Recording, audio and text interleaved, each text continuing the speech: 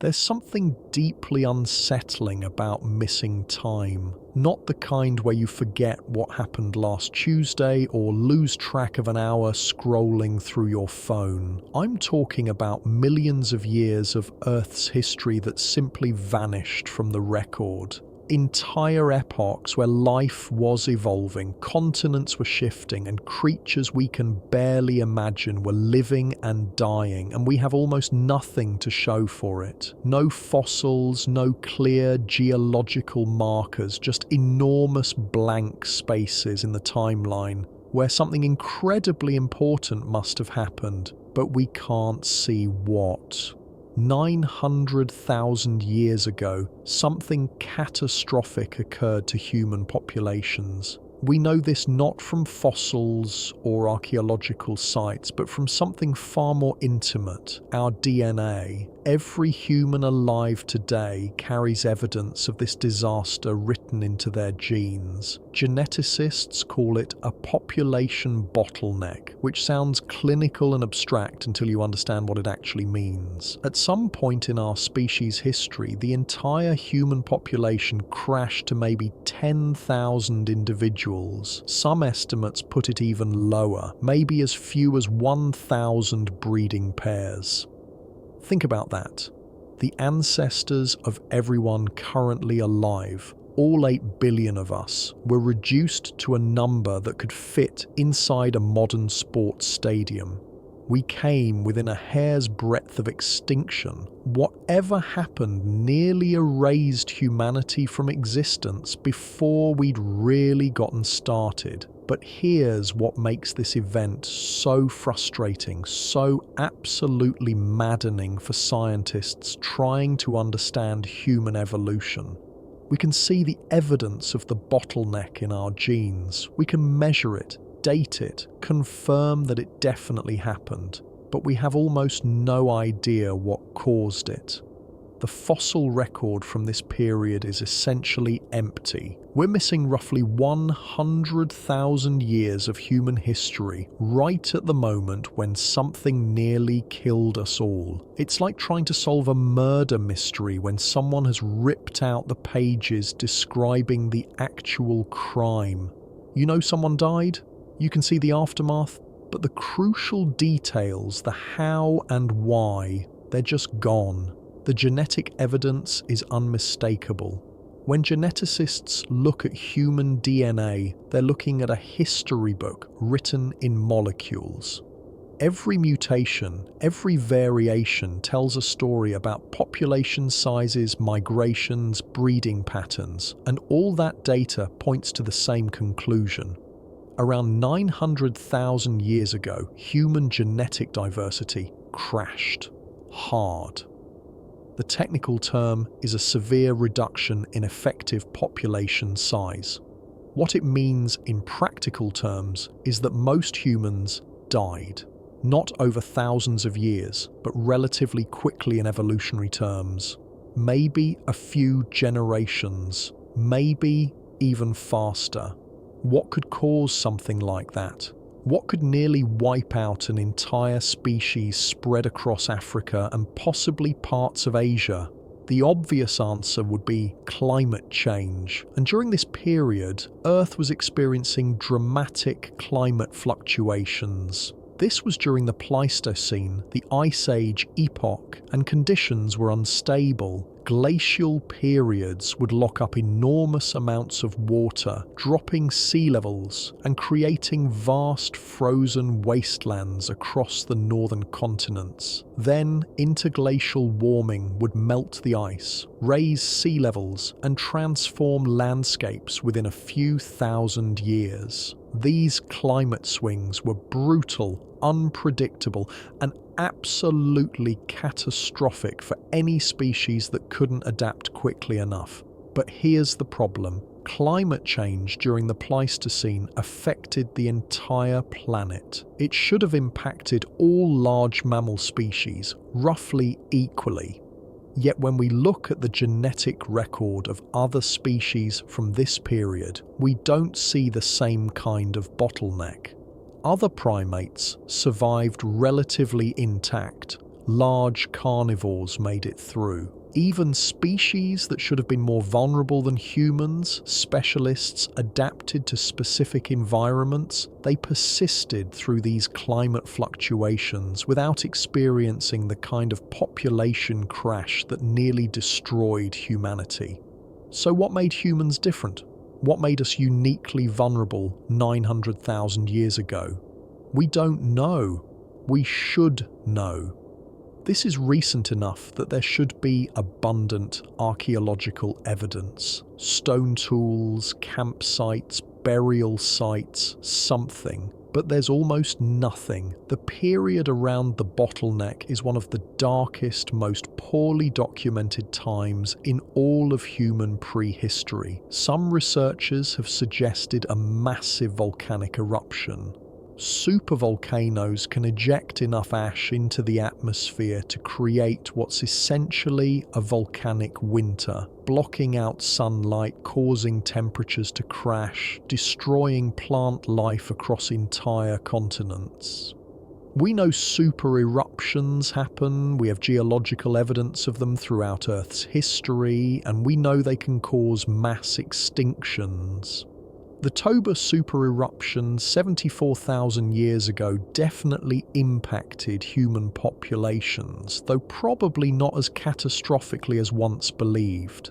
But was there a supereruption 900,000 years ago that hit humans specifically hard? The geological record is unclear. We have volcanic activity from that period, sure, but pinpointing a specific eruption that would have caused a global catastrophe severe enough to nearly wipe out humanity, that's proven impossible so far. Others have proposed disease, a pandemic that swept through human populations, killing the vast majority and leaving only isolated pockets of survivors. Infectious diseases can absolutely devastate populations, especially when those populations are small and concentrated. We've seen it happen throughout recorded history, but diseases rarely leave traces in the fossil or genetic record, especially diseases from 900,000 years ago. Pathogens don't fossilize. Their victims might, but determining cause of death from ancient bones is nearly impossible unless there are very specific markers. Bone lesions, unusual pathologies, things that rarely preserve clearly. Then there's the competition theory. Maybe it wasn't climate or disease or volcanic eruptions, maybe it was other hominins. Around 900,000 years ago, multiple human species existed simultaneously. Homo erectus was widespread and successful. Other hominin species whose fossils we've found but whose exact identities remain debated were living across Africa and Eurasia. What if these species competed for the same resources? What if some were better adapted, more efficient, more aggressive? Competition between closely related species can be brutal. When two species fill nearly identical ecological niches, one usually drives the other to extinction or near extinction. Could that have happened to our ancestors? Did we nearly lose a war with another human species that we don't even have fossils of anymore? The evidence, frustratingly, is just not there. And this isn't because nobody's looking. Paleoanthropologists have been searching East Africa, the cradle of humanity, for over a century. They've identified the right geological formations, the ones that should contain fossils from this period. They've excavated caves, analysed sediments, sifted through millions of tons of dirt, looking for any trace of our ancestors from this critical time. And they find almost nothing. A tooth here, a bone fragment there, but no complete skeletons, no clear archaeological sites, nothing that would help us understand what our ancestors were doing or how they were living during the bottleneck period. Part of the problem is that 900,000 years is a cruel time frame. It's recent enough that many of the geological processes that help preserve older fossils haven't had time to work properly, but it's old enough that surface sites have been completely destroyed by erosion, weathering, and geological upheaval. We're stuck in a preservation gap where the normal mechanisms of fossilization haven't been as effective as they are for older remains. But there's also the very real possibility that the human population during this period was simply too small and too scattered to leave much of a trace, if there really were only 10,000 humans total, spread across potentially millions of square miles of Africa and Eurasia. The odds of any individual becoming fossilized were astronomically small. And if those populations were under extreme stress, constantly moving, barely surviving, they wouldn't have been creating the kind of lasting archaeological sites that preserve well. No permanent settlements, no elaborate burials, just small groups desperately trying to stay alive in whatever refugia still supported life. This is what makes the 900,000-year gap so haunting. It represents a moment when humanity balanced on the edge of extinction, when our entire lineage could have ended before it really began. Before we developed language or art or agriculture or any of the things we think of as distinctly human. And we'll probably never know the full story because the evidence is lost, destroyed by time and geology and the simple bad luck of living during a period that didn't preserve its history well. But the bottleneck survivors, whoever they were, wherever they managed to cling to existence, they were our ancestors. Every human alive today descends from that tiny population that somehow made it through whatever catastrophe nearly destroyed us. We exist because they survived, because they were adaptable enough, lucky enough, stubborn enough to keep going when most of their species was dying around them. And that survival changed us. Genetic bottlenecks have consequences. When a population crashes to tiny numbers and then rebounds, you lose genetic diversity. Rare genetic variations disappear completely. The gene pool narrows. This can make a species more vulnerable to disease, less able to adapt to changing conditions. But it can also, paradoxically, speed up evolution. Small populations under extreme pressure can evolve rapidly, developing new adaptations, new behaviors, new capabilities in response to whatever challenges they're facing. Did the bottleneck change what it meant to be human? Did the survivors develop new cognitive abilities, new social structures, new survival strategies that gave them advantages over other hominin species? We can't know for certain, but it's telling that after the bottleneck, human populations began expanding again, spreading across continents and developing increasingly sophisticated tools and behaviors. Something changed. Whether that change was caused by the bottleneck or just coincided with it, we may never know.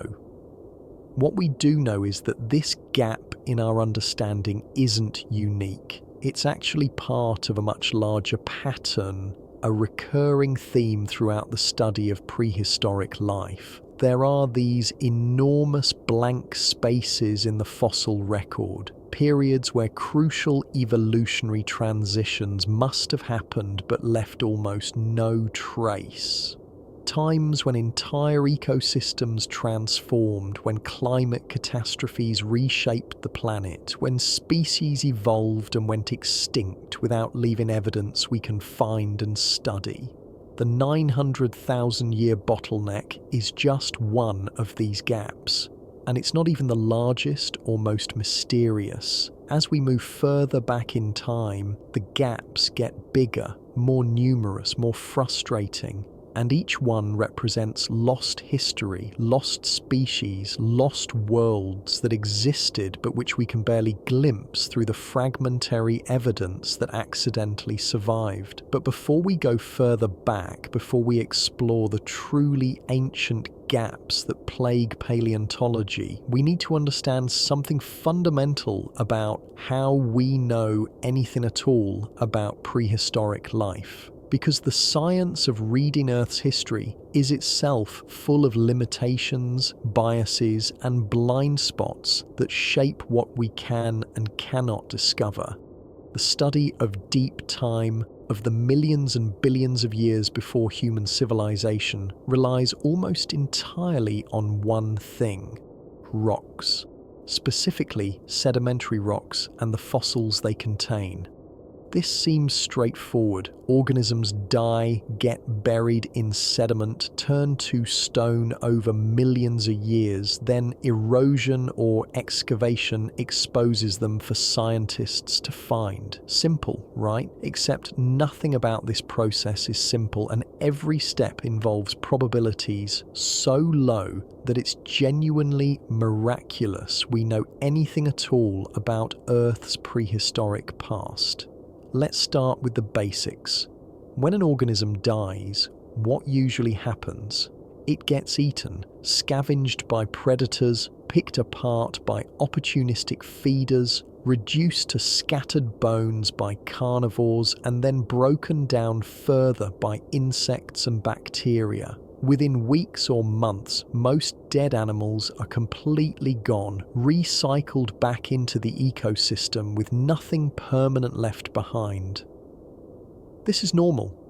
This is what's supposed to happen. Death feeds life, and the cycle continues without leaving any geological record. For fossilization to occur, something has to interrupt this cycle. The organism needs to be buried quickly before scavengers and decomposition can destroy it. This means dying in the right place, near a river that floods regularly, covering the body in mud, in a lake where fine sediment settles constantly, in a peat bog where acidic water prevents decay, in a volcanic ashfall that buries everything instantly. These are not common circumstances. Most animals don't die in places where rapid burial is likely. But let's say an organism beats those odds. It dies near a river, gets buried during a flood, protected from scavengers and weather. Now it needs to stay buried for an enormously long time, while chemical processes slowly replace organic material with minerals.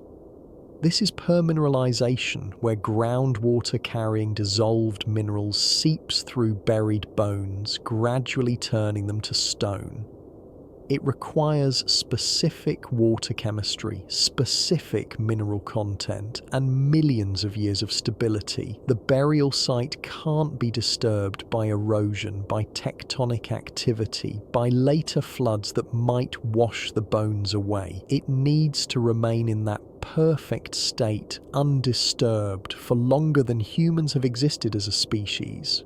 The odds are getting worse. But assume everything has gone perfectly so far. The organism died in the right place, got buried quickly, remained undisturbed, and successfully fossilized. Now it needs to survive the next few million years of geological violence.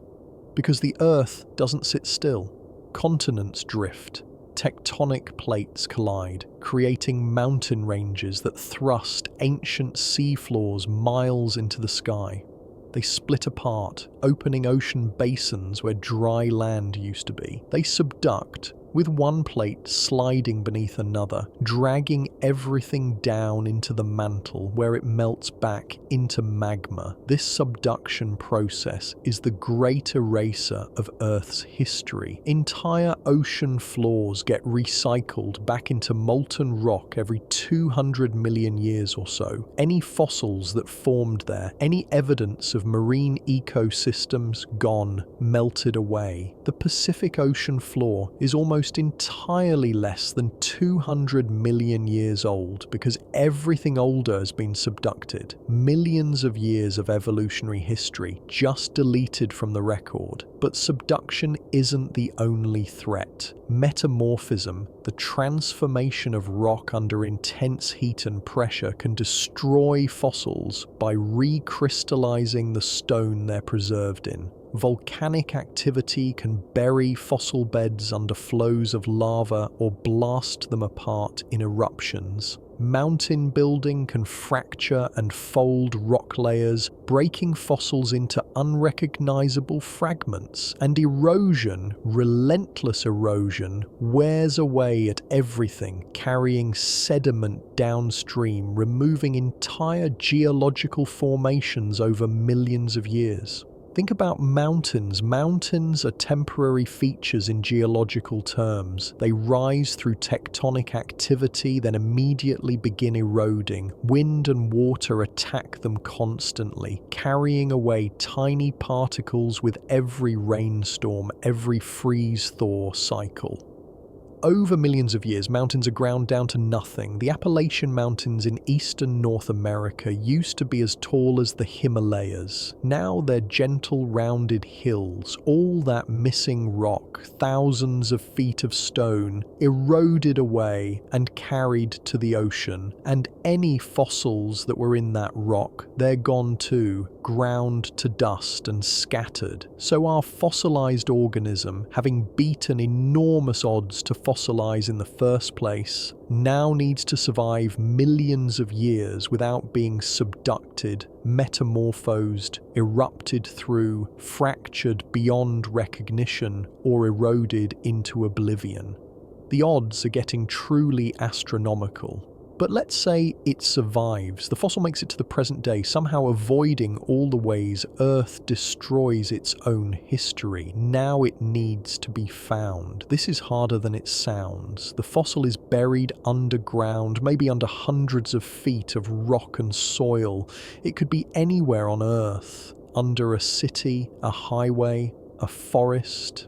In a mountain range nobody ever visits. In a desert where nobody's looking. Underwater on the continental shelf, in the deep ocean, in a region that's politically unstable or simply too remote for paleontologists to access. Most fossils that survive to the present day are never found. They remain buried, unknown, gradually eroding away in darkness. For a fossil to be discovered, erosion needs to remove just enough overlying rock to expose it, but not so much that it destroys the fossil itself. This creates a narrow window, maybe a few hundred or few thousand years, when the fossil is accessible before weathering finishes wearing it away. And during that brief window, a paleontologist needs to happen to be in that exact location, needs to notice a fragment of bone or unusual rock shape, needs to recognize it as significant, and needs to have the resources to excavate it properly. The mathematics of this are sobering. Professional paleontologists estimate we've discovered less than 1% of all fossils that currently exist. And remember, only a tiny fraction of organisms that ever lived became fossils in the first place. We're looking at layers upon layers of improbability. Maybe one organism in 10,000 fossilizes. Maybe one fossilized organism in 1,000 survives to the present day. Maybe one surviving fossil in 1,000 gets discovered. Do the math. For every fossil in a museum, there might be 10 billion organisms that lived and died without leaving any permanent trace.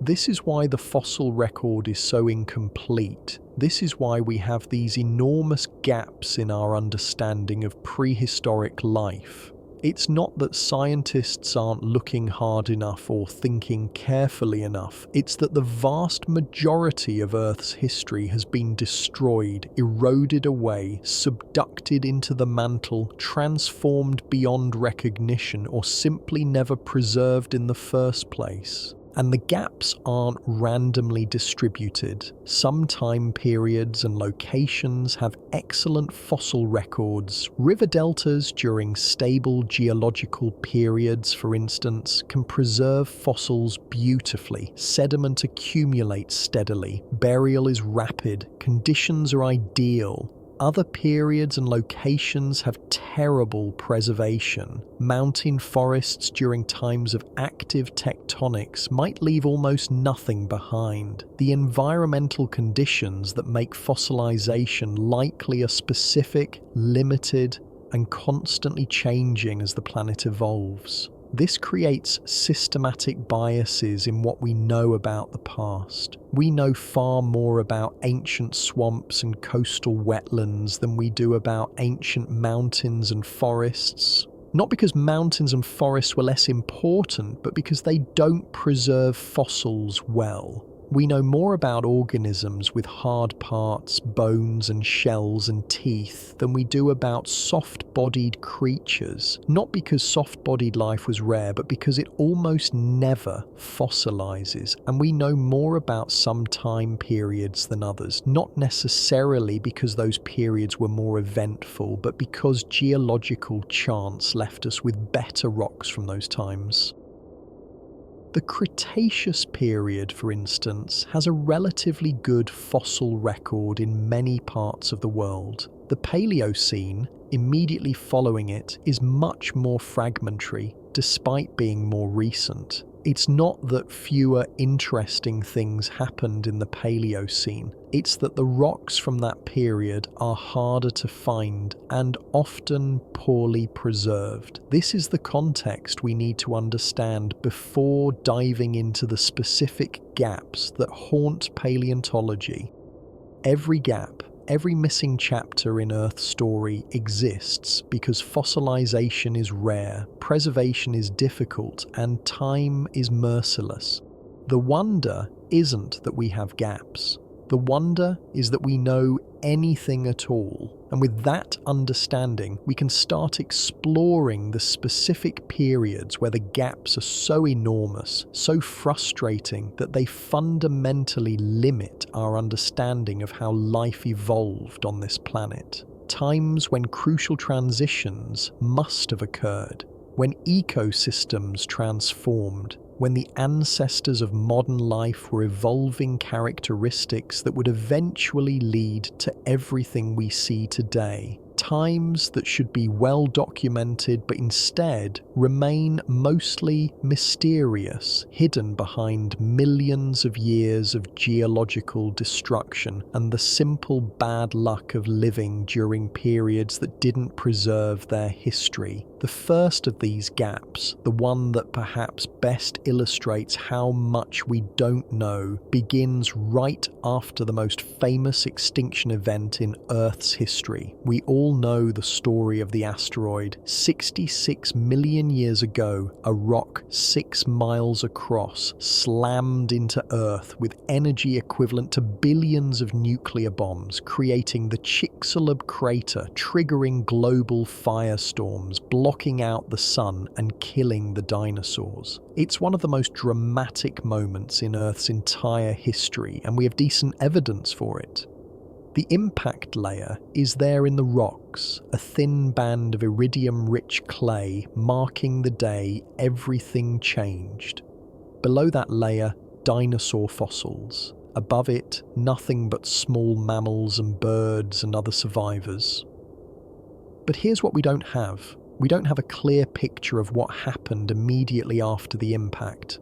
The first million years following the extinction, when the world was recovering, when surviving species were adapting to a transformed planet, when the foundations were being laid for everything that would follow, that period is frustratingly obscure. The fossil record from the early Paleocene, roughly 66 to 60 million years ago, is sparse, fragmentary, and full of gaps that have frustrated paleontologists for decades.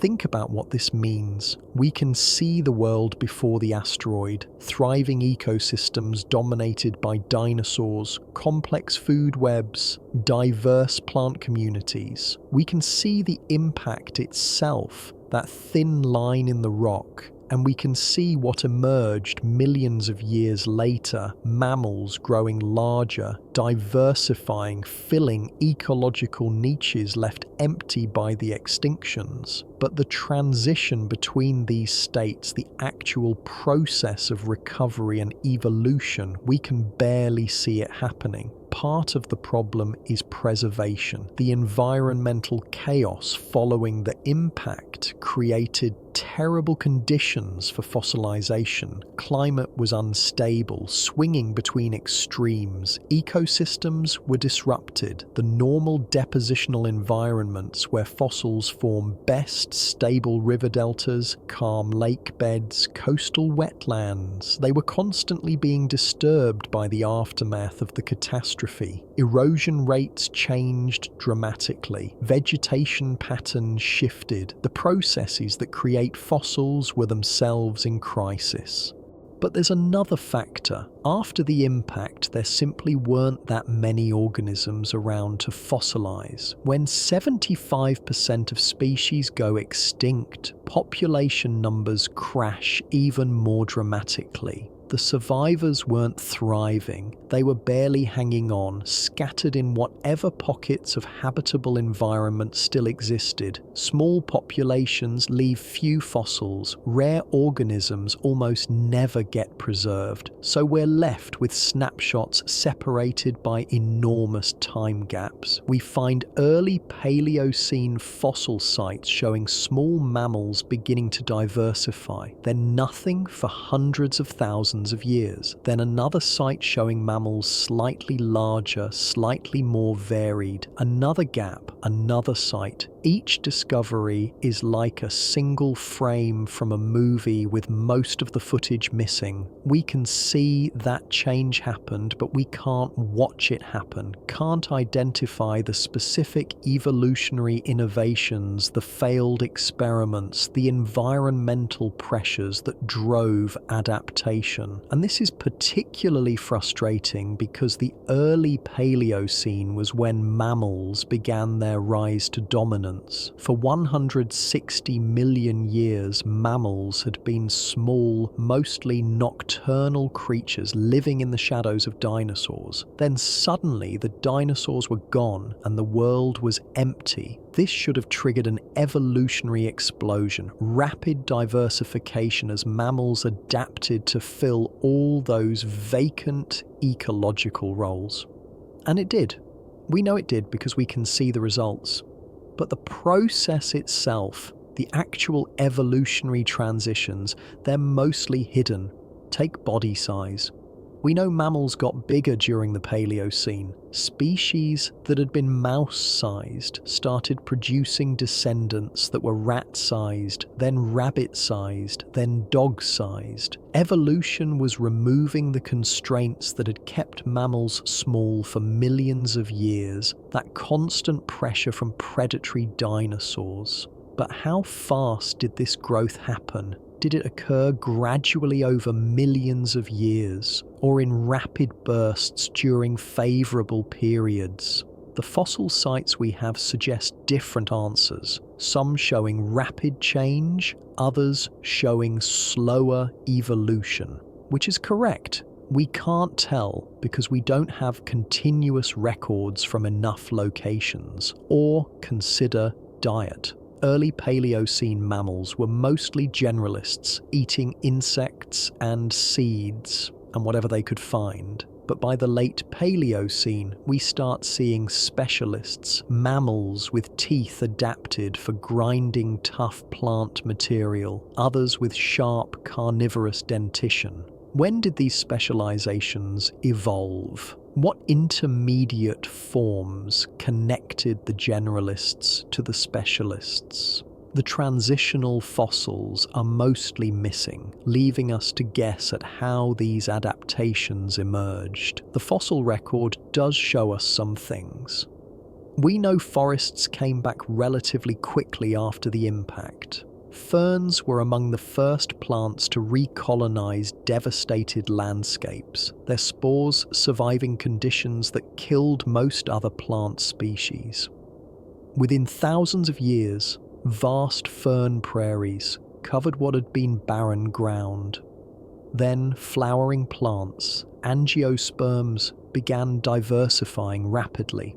They'd been relatively minor before the extinction, but afterwards they exploded in diversity, becoming the dominant plant form across most of the planet. This created entirely new ecosystems, plant communities that had never existed before, with new relationships between plants and the animals that ate them, and mammals evolved to exploit these new resources. Some became browsers, eating leaves, others became frugivores, feeding on the abundant fruits produced by flowering plants. Still others remained insectivores or became predators, hunting other mammals. But the details of how these adaptations emerged, which species led to which modern lineages, most of that information is locked in gaps we can't access. There are also the lineages that evolved during the Paleocene and then disappeared completely. Mammals that thrived for millions of years and then went extinct without leaving any modern descendants. The multituberculates, for instance, were incredibly successful during this period. They'd survived from the dinosaur era, lived through the extinction event, and diversified extensively in the early Paleocene. They were probably the most common mammals on Earth for several million years. Then they vanished, sometime during the late Paleocene or early Eocene. Every species of multituberculate went extinct. We don't know why. We don't know exactly when. We don't even have good fossils documenting their decline. They're just present in older rocks and absent from younger ones. The same pattern repeats with other groups. Condylarths, early hoofed mammals that don't clearly connect to any living groups, thrived and then disappeared. Certain early primates branched off from our lineage and went extinct. Predatory mammals that weren't ancestors to modern carnivores dominated for a while and then vanished. Each extinct lineage represents millions of years of evolution leading nowhere, at least nowhere we can trace, and each is documented primarily through fragments. Then there's climate. The early Paleocene was relatively cool compared to what came before and what would come after. The planet was recovering but slowly. Ecosystems were rebuilding piece by piece. But we don't have detailed climate records from most regions. We can estimate global temperatures from oxygen isotopes in marine fossils, but local conditions, the actual environments where terrestrial mammals were living, those are poorly understood. We know it was cooler than the late Cretaceous, but how cool? How variable? How did climate zones shift as the planet recovered? The data is sparse, and right at the end of the Paleocene, about 56 million years ago, something dramatic happened. Global temperatures suddenly spiked in an event called the Paleocene-Eocene thermal maximum. In just a few thousand years, maybe faster, average temperatures rose by 5 to 8 degrees Celsius. This is one of the most rapid warming events in Earth's history, and it had catastrophic effects. Ocean chemistry changed, marine extinctions occurred. On land, forests migrated toward the poles. Tropical conditions extended into what are now temperate zones, and mammals responded by evolving rapidly. New species emerged adapted to the heat, body sizes changed, mostly getting smaller as a heat management strategy. But the details of how this happened, which species survived the warming versus which went extinct, how ecosystems reorganized, all of that is frustratingly unclear because once again the fossil record from the crucial transition period is patchy at best. We have some excellent fossil sites from the thermal maximum. The Bighorn Basin in Wyoming has preserved snapshots of the event. Some locations in Europe show evidence of the warming and its effects, but vast regions have no record at all. We know the thermal maximum happened globally, but we can only study it in detail from a handful of locations, leaving enormous gaps in our understanding of how different regions and ecosystems responded. This is the fundamental frustration of the Paleocene.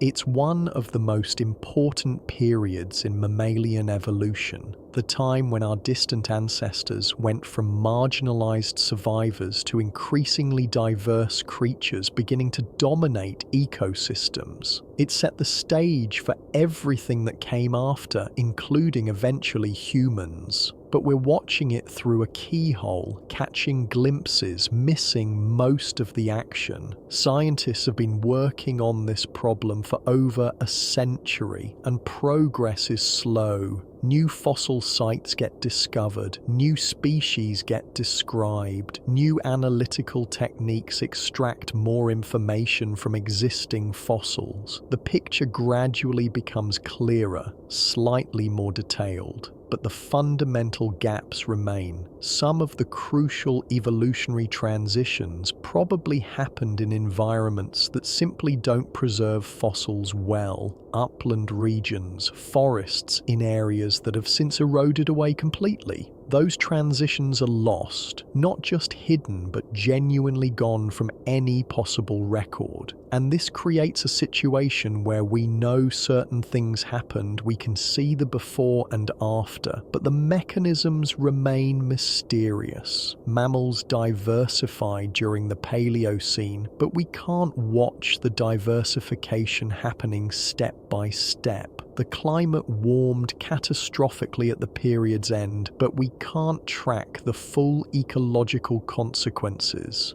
Lineages succeeded and failed, but we can't always explain why. The Paleocene is proof that evolution can rapidly fill empty niches, that life rebounds from catastrophe, that mammals could transform from survivors to dominance in just 10 million years. But it's also a reminder that deep time doesn't preserve itself for our convenience, that crucial periods in our own origins often remain frustratingly obscure.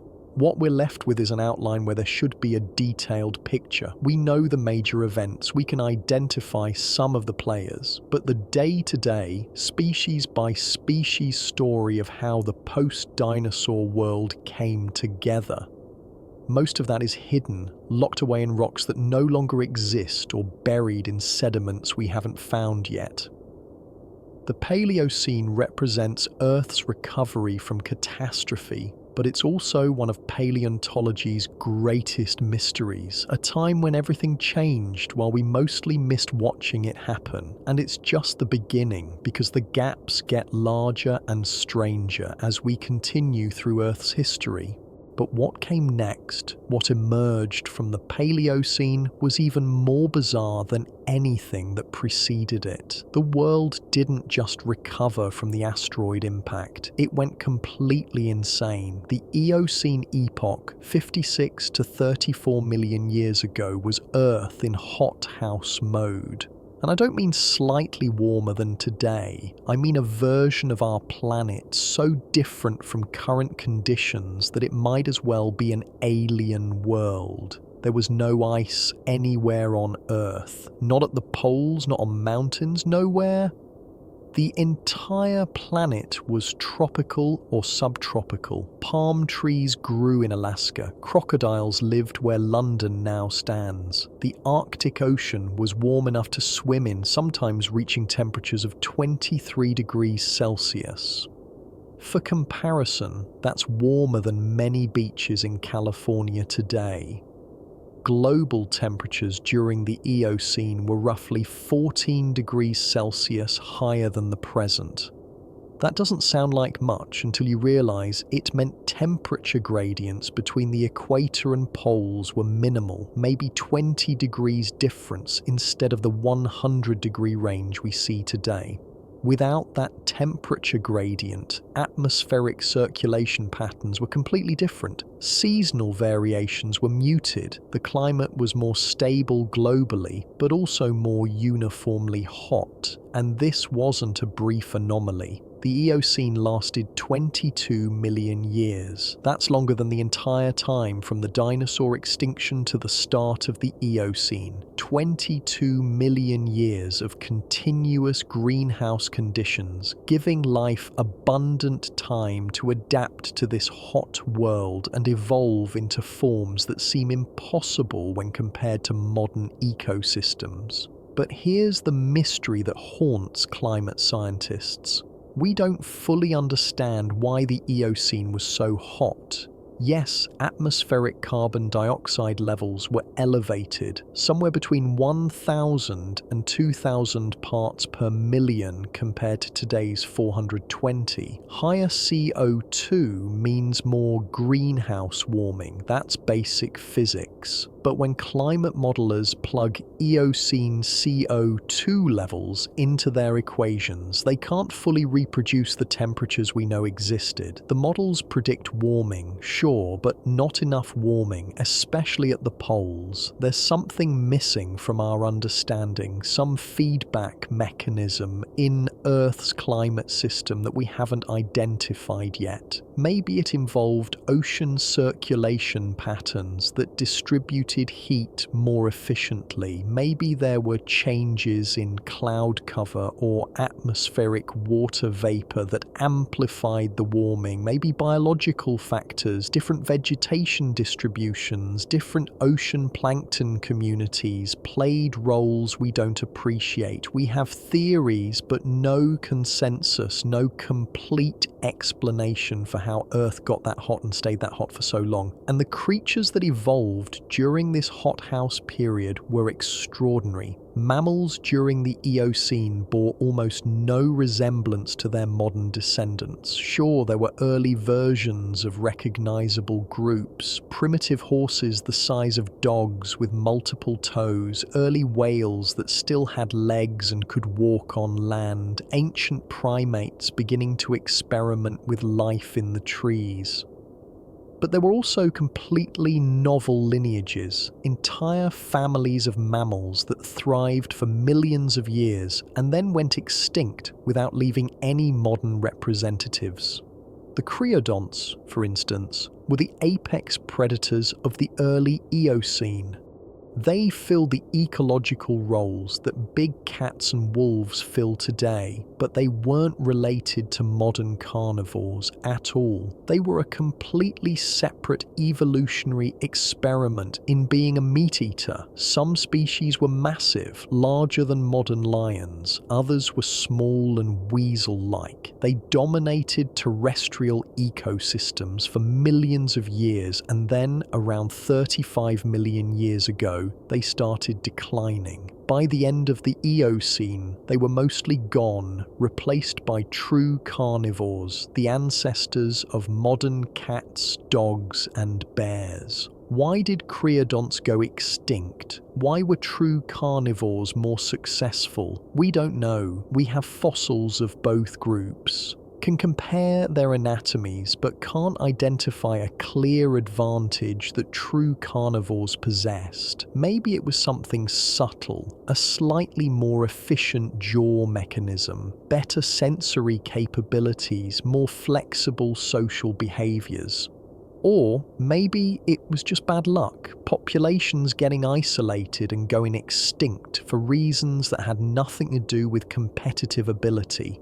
The fossil record can't tell us. We just know one group replaced the other, and millions of years of creodont evolution ended. Or consider the Brontotheras, bizarre relatives of horses and rhinos. These were massive herbivores, some species reaching 8 feet at the shoulder and weighing 4 tons. Many had elaborate horn-like structures on their skulls, Y-shaped or W-shaped, that were probably used in combat with other Brontotheres. They were everywhere during the Middle Eocene, dominant members of North American and Asian ecosystems. Then around 34 million years ago, they vanished. The entire family, dozens of species, gone within what appears to be a geological instant. Climate change, disease, competition with other herbivores. The extinction is so sudden and complete that we can't determine the cause.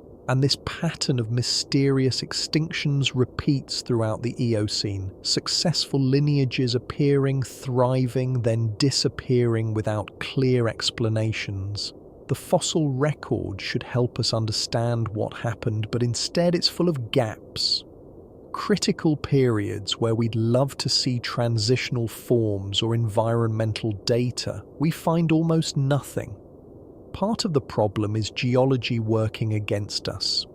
The Eocene was a time of intense tectonic activity. India was colliding with Asia, pushing up the Himalayas, and in the process destroying or burying countless potential fossil sites. The Atlantic Ocean was widening, pulling North America and Europe apart, subducting seafloor and taking fossil-bearing sediments down into the mantle where they melted. The Rocky Mountains were being uplifted, tilting and fracturing rock layers, mixing up the geological record until determining what happened when became nearly impossible. But the environment itself also created preservation problems. Tropical rainforests covered huge portions of Eocene Earth, and rainforests are terrible for fossilization. The heat and humidity cause rapid decomposition. Acidic soils dissolve bones. Constant vegetation growth and decay churns the ground, destroying potential burial sites. Modern rainforests are among the most biodiverse places on Earth, but produce almost no fossils. The Eocene rainforests were probably the same, teeming with life that left virtually no trace. So we're forced to reconstruct an entire epoch from scattered fragments. A jawbone here, some teeth there, occasionally a partial skeleton if we're lucky. And from these fragments, we try to understand a world fundamentally different from our own. The evolution of primates during the Eocene illustrates this frustration perfectly. Somewhere during this epoch, the lineage leading to monkeys, apes, and eventually humans diverged from the lineage leading to lemurs and lorises. This is one of the most important splits in primate evolution, the beginning of the branch that would eventually produce us. And the fossil record for this transition is terrible. We have early Eocene primates that look generally lemur-like, small tree-dwelling creatures with large eyes adapted for life in tropical forests. We have Middle Eocene primates showing some features that might indicate they're closer to the monkey and ape line. And we have late Eocene and early Oligocene primates that are clearly anthropoids, on the lineage leading to humans. But the actual transitional species, the fossils that would show us how this divergence happened, they're mostly missing. There's a gap here, millions of years wide. We can't see the evolutionary innovations that made anthropoid primates different. Can't trace how forward-facing eyes evolved, how grasping hands developed, how brain size began increasing. The evidence simply isn't there, lost to millions of years of tropical conditions that destroyed more fossils than they created. And primates aren't unique in this regard. Horse evolution from small forest browsers to large grassland grazers has massive gaps during the Eocene. The development of whales from land-dwelling mammals to fully aquatic creatures is missing crucial Middle Eocene fossils showing the most dramatic adaptations. The origin of bats, the only flying mammals, is almost completely mysterious.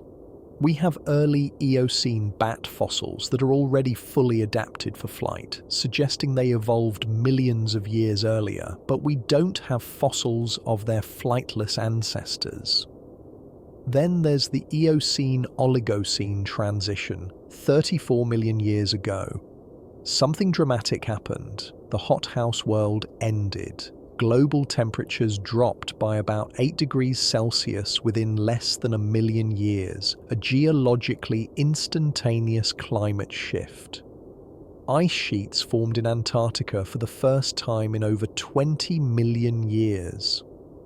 Tropical forests retreated toward the equator, and a massive extinction event swept across the world. We know this transition occurred. The geological and fossil evidence is clear, but we don't fully understand why it happened when it did or why it was so abrupt. The leading theory involves changes in ocean circulation. As continents continue drifting, the Drake Passage between South America and Antarctica opened wide enough to allow a circumpolar current to form around Antarctica. This current isolated the continent, preventing warm tropical waters from reaching it and allowing ice to accumulate. The formation of Antarctic ice sheets created a feedback loop. Ice reflects sunlight, cooling the planet further, causing more ice to form. Once started, the process accelerated, but the timing is problematic. Some evidence suggests cooling began before the Drake Passage fully opened. Other data shows periods of warming interrupting the overall cooling trend. The transition wasn't smooth, it was chaotic, stuttering, full of reversals. And once again, the fossil record from this critical period is fragmentary. We should have detailed sequences showing how species responded to cooling, which ones went extinct, which ones adapted, how ecosystems reorganized. Instead, we have gaps, missing data right when we need it most. What we do know is that this transition fundamentally changed which animals survived and which didn't. The creodonts, gone. The brontotheres, extinct. Dozens of other mammal families that had thrived for millions of years wiped out.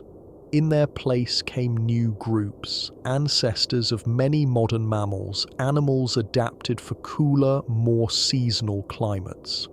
But understanding why some lineages survived while others perished is nearly impossible when the fossil record has so many holes. We're missing environmental data, climate records, detailed species distributions. We can't reconstruct exactly what happened because the evidence was destroyed by the same geological processes that made this period so important. And here's what makes this really frustrating. The Eocene-Oligocene transition is arguably the best recent analogue for current climate change. We're living through rapid warming driven by rising CO2. The Eocene was the last time Earth had CO2 concentrations heading toward levels we might reach. Understanding what happened then, how ecosystems responded, which species survived, could give us crucial insights into what might happen in coming decades. But we can't fully understand it because the evidence isn't there. Continental drift destroyed some of it. Tropical preservation conditions prevented other fossils from forming. Geological upheaval buried or fractured the rest until it became unreadable. The Eocene stands as a massive gap in our understanding of how Earth's climate operates under extreme conditions. 22 million years of hothouse Earth that produced bizarre life forms and then wiped them away in a geological instant. a period when palm trees grew at the poles and crocodiles lived in Arctic rivers, when mammal lineages rose and fell without leaving clear explanations, and most importantly, a period containing the evolutionary origins of our own lineage. Somewhere in those Eocene rainforests, among the fragmentary fossils and massive data gaps, our ancestors were evolving the characteristics that would eventually make humans possible. Improved vision, grasping hands, larger brains, complex social behaviors. The foundations of human evolution were being laid during the Eocene, and we can barely see it happening because Earth itself erased most of the evidence. The gaps will always be there, waiting to frustrate future generations of paleontologists. Some answers might eventually emerge as new fossil sites are discovered and new technologies extract information from existing specimens. But many questions will likely remain unanswered forever, hidden in rocks that no longer exist, lost to time in ways that make recovery impossible. And the story only gets more frustrating as we move forward in time, because you'd think more recent periods would be better documented. You'd think the closer we get to the present, the more complete our understanding would become. You'd be wrong. Now we enter what should be the best documented period in mammalian evolution, the Oligocene and Miocene epochs, 34 to 5 million years ago. This is recent enough that fossils should be abundant, old enough that geological processes should have had time to preserve evidence properly, and yet somehow this nearly 30 million year stretch is like someone took the most important chapters of Earth's story and put them through a shredder. Here's what we know was happening. The planet was cooling steadily, transforming from the Eocene hothouse into something recognizable as the modern Earth. Antarctica had frozen solid around 34 million years ago. Within a few 100,000 years, it went from a forested, temperate continent to a wasteland covered in ice sheets miles thick. That transformation alone should be documented in thousands of fossil sites globally, showing the gradual shift from one climate state to another, from one set of ecosystems to another. Instead, we have gaps, massive, inexplicable gaps where entire ecosystems vanish from the record with no clear transition, no connecting evidence. The forests that covered Antarctica before the ice, we have some fossil evidence of them, leaves and wood from the Eocene. Then nothing as the climate cooled and ice advanced. Then suddenly it's completely frozen and everything that lived there is gone. The transition itself, the years and decades when species were desperately trying to adapt or migrate as their world became uninhabitable, that period is essentially invisible. And the cooling didn't stop with Antarctica. Over the next 30 million years, global temperatures continued dropping. The jungle-covered world that had existed for hundreds of millions of years was dying. Something new was emerging in its place: grasslands. This doesn't sound revolutionary, but it was one of the most dramatic ecological transformations in Earth's history. For most of the age of mammals, the planet had been dominated by forests, dense vertical ecosystems where success meant climbing, hiding in canopy, exploiting tree resources. Then relatively suddenly, in geological terms, huge swaths of forest disappeared, replaced by open spaces, endless plains of grass stretching horizon to horizon. This should be exquisitely documented. The shift from forest to grassland affected every animal on the planet. New species would have emerged to exploit open habitats. Old species would have adapted or gone extinct. The fossil record should show this transformation layer by layer, species by species, a detailed chronicle of ecosystem revolution. It doesn't. What we have are snapshots separated by enormous time gaps, forest ecosystems from the early Oligocene, then millions of years of nothing, then suddenly vast grasslands in the late Miocene with completely different animal communities. The actual transition, the process of transformation, is largely missing, and nowhere is this more frustrating than with our own ancestors, because somewhere during the Oligocene and Miocene, apes evolved. Not just any apes, but the lineage that would eventually lead to humans. This should be the most intensely studied, best documented period in all of paleontology. This is when our family tree started branching, when the characteristics making us human first began emerging. Instead, what we have is what scientists politely call a substantial gap in the fossil record. What they mean is we have almost nothing. Around 25 million years ago during the Oligocene, primitive apes started appearing in Africa. These weren't like modern apes, they were smaller, more monkey-like, still spending most of their time in trees. But they had certain anatomical features, dental patterns, limb proportions, skull shapes that mark them as apes rather than monkeys. They were our ancestors, the beginning of our line.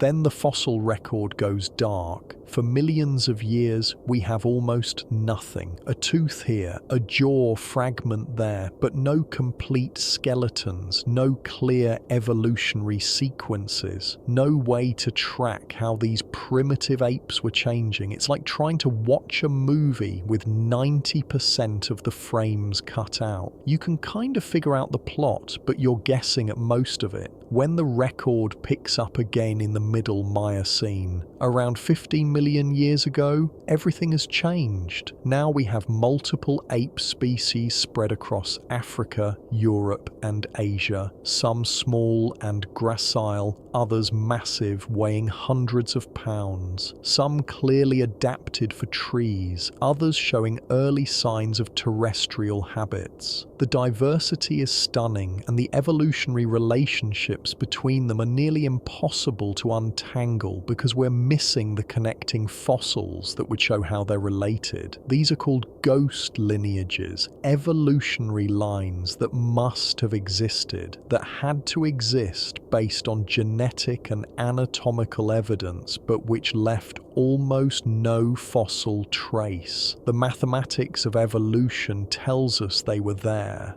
DNA analysis of modern apes confirms they existed, but the rocks are silent. Think about what this means. For roughly 10 million years during a critical period when apes were diversifying and spreading across 3 continents, we have maybe a few dozen partial specimens total. We have better fossil documentation of dinosaurs from 100 million years ago than of our own ancestors from 20 million years ago. Why? What happened to all those fossils? Part of the answer is geology. The Oligocene and Miocene were periods of intense geological activity. Mountain ranges were forming. India was still ploughing into Asia, pushing up the Himalayas. Africa was drifting north, creating the Alps and closing the ancient Tethys Sea. All this tectonic chaos was great for creating dramatic landscapes, but terrible for preserving fossils. Fossilization requires stable conditions, the right sediment, the right water chemistry, the right burial rate, and all of it needs to remain undisturbed for millions of years. But during the Oligocene and Miocene, vast areas of Africa and Eurasia were being uplifted, eroded, folded, fractured. Sediments that might have contained fossils were being destroyed as fast as they formed. Climate chaos made things worse. This was a period of dramatic global cooling, but that cooling wasn't smooth. It was punctuated by sudden shifts, periods of rapid change that could transform ecosystems in just a few thousand years. And rapid environmental transitions are devastating for fossil formation because fossils form best in stable environments. Lakes accumulating sediment year after year, river deltas where flooding regularly buries organisms, stable forests where fallen trees and dead animals are gradually covered and preserved. But when climate is changing rapidly, these stable environments disappear. Lakes dry up, rivers change course, forests die and are replaced by grasslands, which don't preserve fossils nearly as well. During the Oligocene and Miocene, Earth was experiencing some of the most dramatic climate swings in mammalian history. Temperatures dropping suddenly, then stabilizing, then dropping again. Rainfall patterns shifting, turning wet regions dry and vice versa. These fluctuations created constantly changing conditions, none stable enough to preserve good fossils. And it wasn't just our ancestors vanishing from the record. Entire families of animals evolved during this period with almost no connecting fossils. Modern horses, for instance, evolved from small multi-toed forest dwellers into large single-toed plains runners during the Miocene. This required massive anatomical changes. Different limbs, different teeth, different digestive systems, different behaviors. It should be one of the best documented evolutionary transitions we have. And in North America, it actually is. The North American horse fossil record is quite good. We can track changes step by step. But in Eurasia and Africa, where horses also evolved and spread, the record is fragmentary at best. Whole branches of the horse family tree appear and disappear with no clear ancestry, no obvious descendants. They're evolutionary orphans, species that existed but which we can't connect to anything before or after them. Modern elephants evolved during the Miocene from smaller ancestors. But the transitional forms linking primitive proboscideans to modern elephants are mostly missing. We have the endpoints, but not the journey. Modern big cats evolved during this period. Lions, tigers, leopards, all emerging from a common ancestor that lived sometime in the Oligocene or early Miocene. But we have almost no fossils showing how this diversification happened. The earliest clear lion fossil is only about 3.5 million years old, but genetic analysis tells us lions split from other big cats at least 10 million years ago. Where are those 6 million years of lion evolution? Gone, erased, lost. Even modern primates, our closest relatives, show this same frustrating pattern. Gorillas, chimpanzees, orangutans, all have ancient origins stretching back into the Miocene, but their fossil records are essentially non-existent. We have more fossil evidence of extinct ape species unrelated to anything alive today than we do of direct ancestors of our closest living relatives. This creates a bizarre situation where we know more about evolutionary dead ends than successful lineages. Species that went extinct often left better fossils than ones that survived. It's like having a history book where all chapters about important civilizations have been torn out, but footnotes about minor kingdoms that collapsed are still intact, and the grassland transition makes everything worse because grasslands are terrible for preservation compared to forests. In forests, dead animals often fall into water or get buried in soft, organic, rich soil, perfect for fossilization. But on grasslands, carcasses are exposed to scavengers, weather, bacterial decay. Within weeks, most are scattered and destroyed. Only under very specific circumstances, flash floods, sinkholes, do they have any chance of fossilizing. So as forests gave way to grasslands during the Miocene, fossil preservation probability dropped dramatically. And this happened exactly when apes were undergoing their most important evolutionary developments. The timing couldn't have been worse for paleontologists. But here's what really haunts researchers studying this period. It's not just that we're missing fossils, we're probably missing entire species, entire evolutionary experiments that rose and fell, leaving no trace whatsoever. Genetic analysis of modern apes suggests there should have been dozens of ape species during the Miocene, different lineages branching, evolving, competing, adapting. The genetic diversity we see today could only have come from a much larger ancestral population with far more species than we've found fossils of. So where are they? How many species evolved and went extinct during those 30 million years without leaving a single fossil? How many potential human ancestors lived and died without us ever knowing they existed? The ghost lineages haunt us precisely because we know they must have been real, but we can't see them, can't study them, can't even properly acknowledge their existence except as gaps in our understanding. And those gaps have real consequences for understanding human evolution, because somewhere in those missing millions of years, something happened that set our lineage on a unique path. Somewhere between 25 and 5 million years ago, the ancestors of humans diverged from ancestors of other apes. They developed characteristics that would eventually lead to bipedalism, tool use, enlarged brains, all the features making us human. But we don't know when, we don't know how.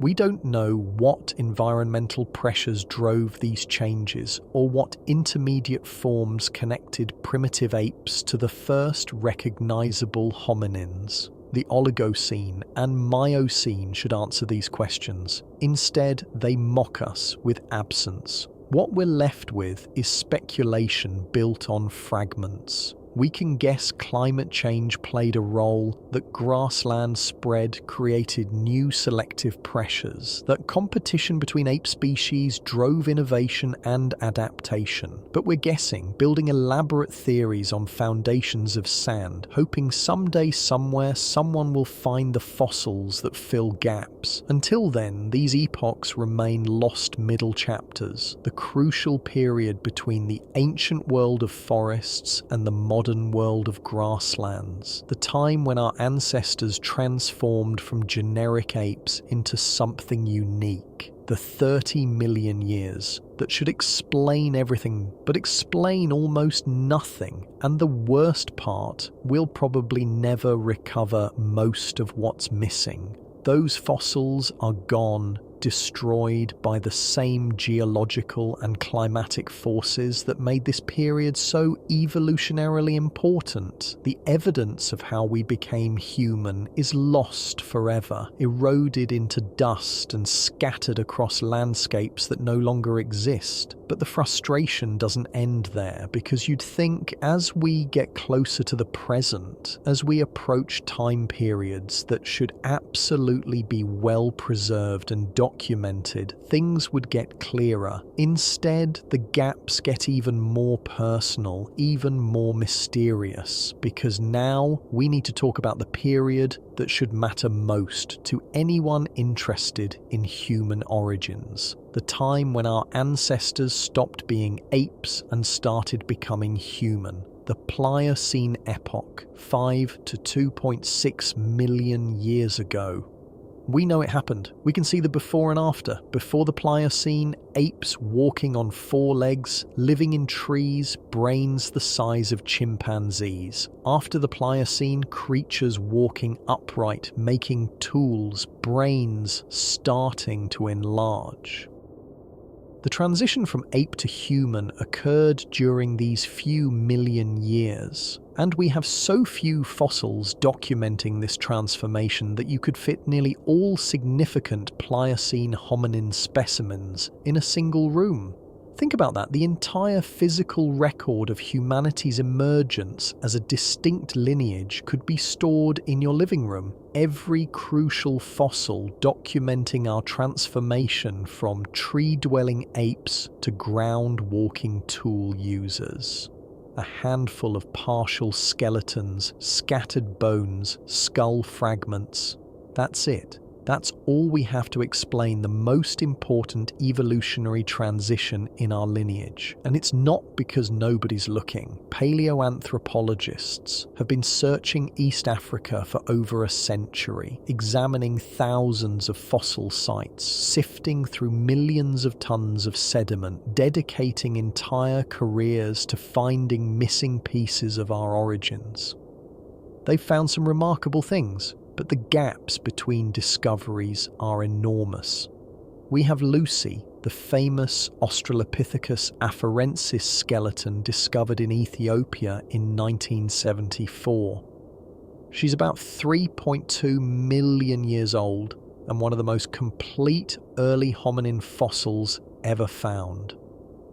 About 40% of her skeleton survived, which in paleoanthropology terms makes her practically intact.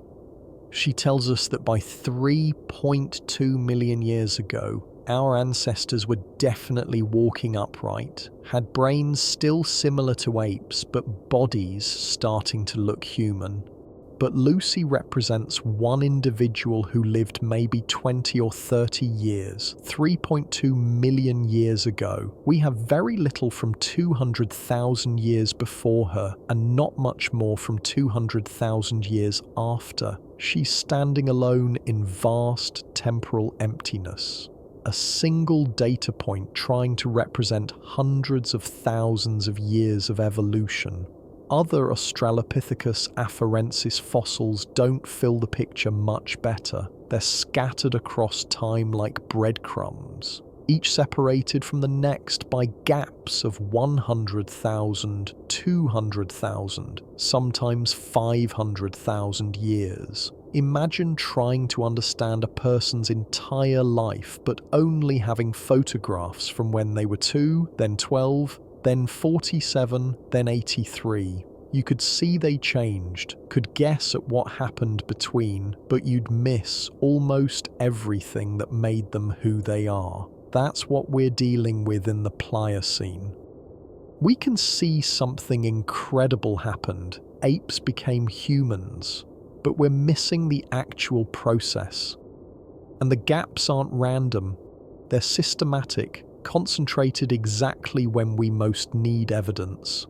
Between 4 and 5 million years ago, right when earliest hominins should have been diverging from other apes, we have almost nothing. A few teeth from Kenya, some skull fragments from Chad, tantalizing hints something was happening, but not enough to say what.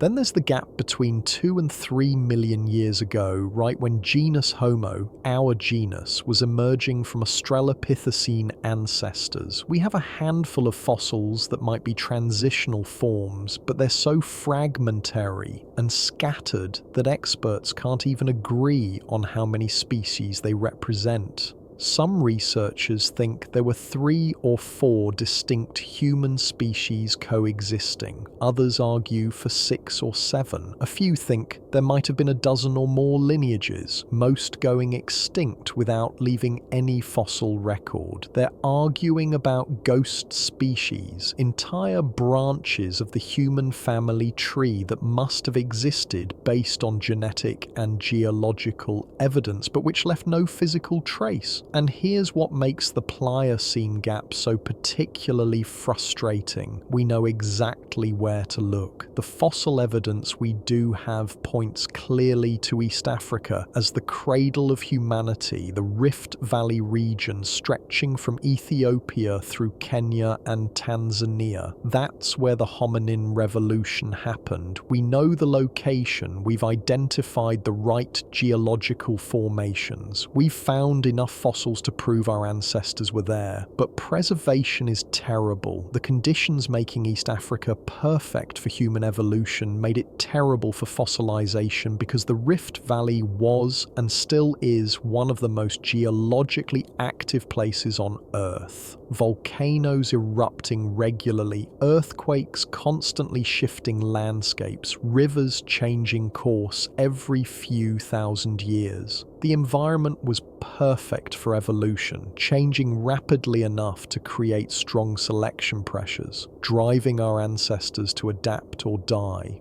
But that same dynamism was terrible for preservation. Volcanic eruptions would bury potential fossil sites under meters of ash. Tectonic activity would uplift sedimentary layers, exposing them to erosion. Rivers would cut through ancient deposits, washing away millions of years of history. Most of the time, our ancestors were living in woodlands and grasslands, not near lakes or river deltas where fossilization is most likely. They were mobile, following resources across landscapes, not staying in one place long enough to create concentrated bone deposits.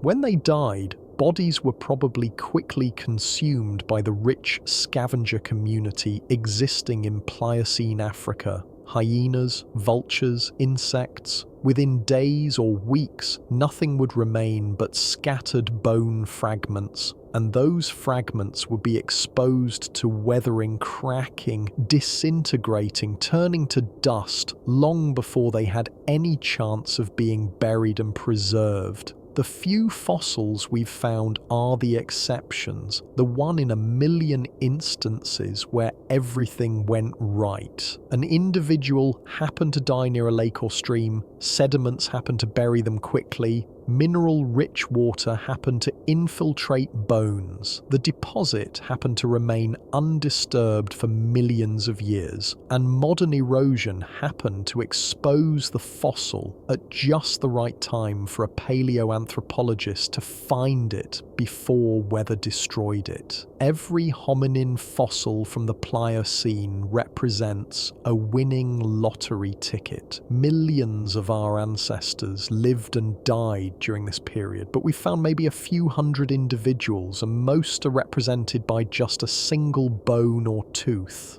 This creates enormous problems for understanding human evolution. We're trying to reconstruct the story of how we became human, but working with a tiny, biased, fragmentary sample of the actual population. It's like trying to understand American history, but the only evidence you have is 3 photographs from the Civil War, a diary entry from 1923, and a newspaper from 1967. You could see things changed, could guess at major events, but you'd miss almost everything, and the gaps create space for massive uncertainty and debate. Between the fossils we have, there's room for almost any evolutionary scenario. Did early hominins evolve gradually, slowly accumulating human features over millions of years, or did they evolve in rapid bursts, long periods of stasis interrupted by quick transformations? We can't tell because we don't have enough data points how many species of early humans coexisted during any given period.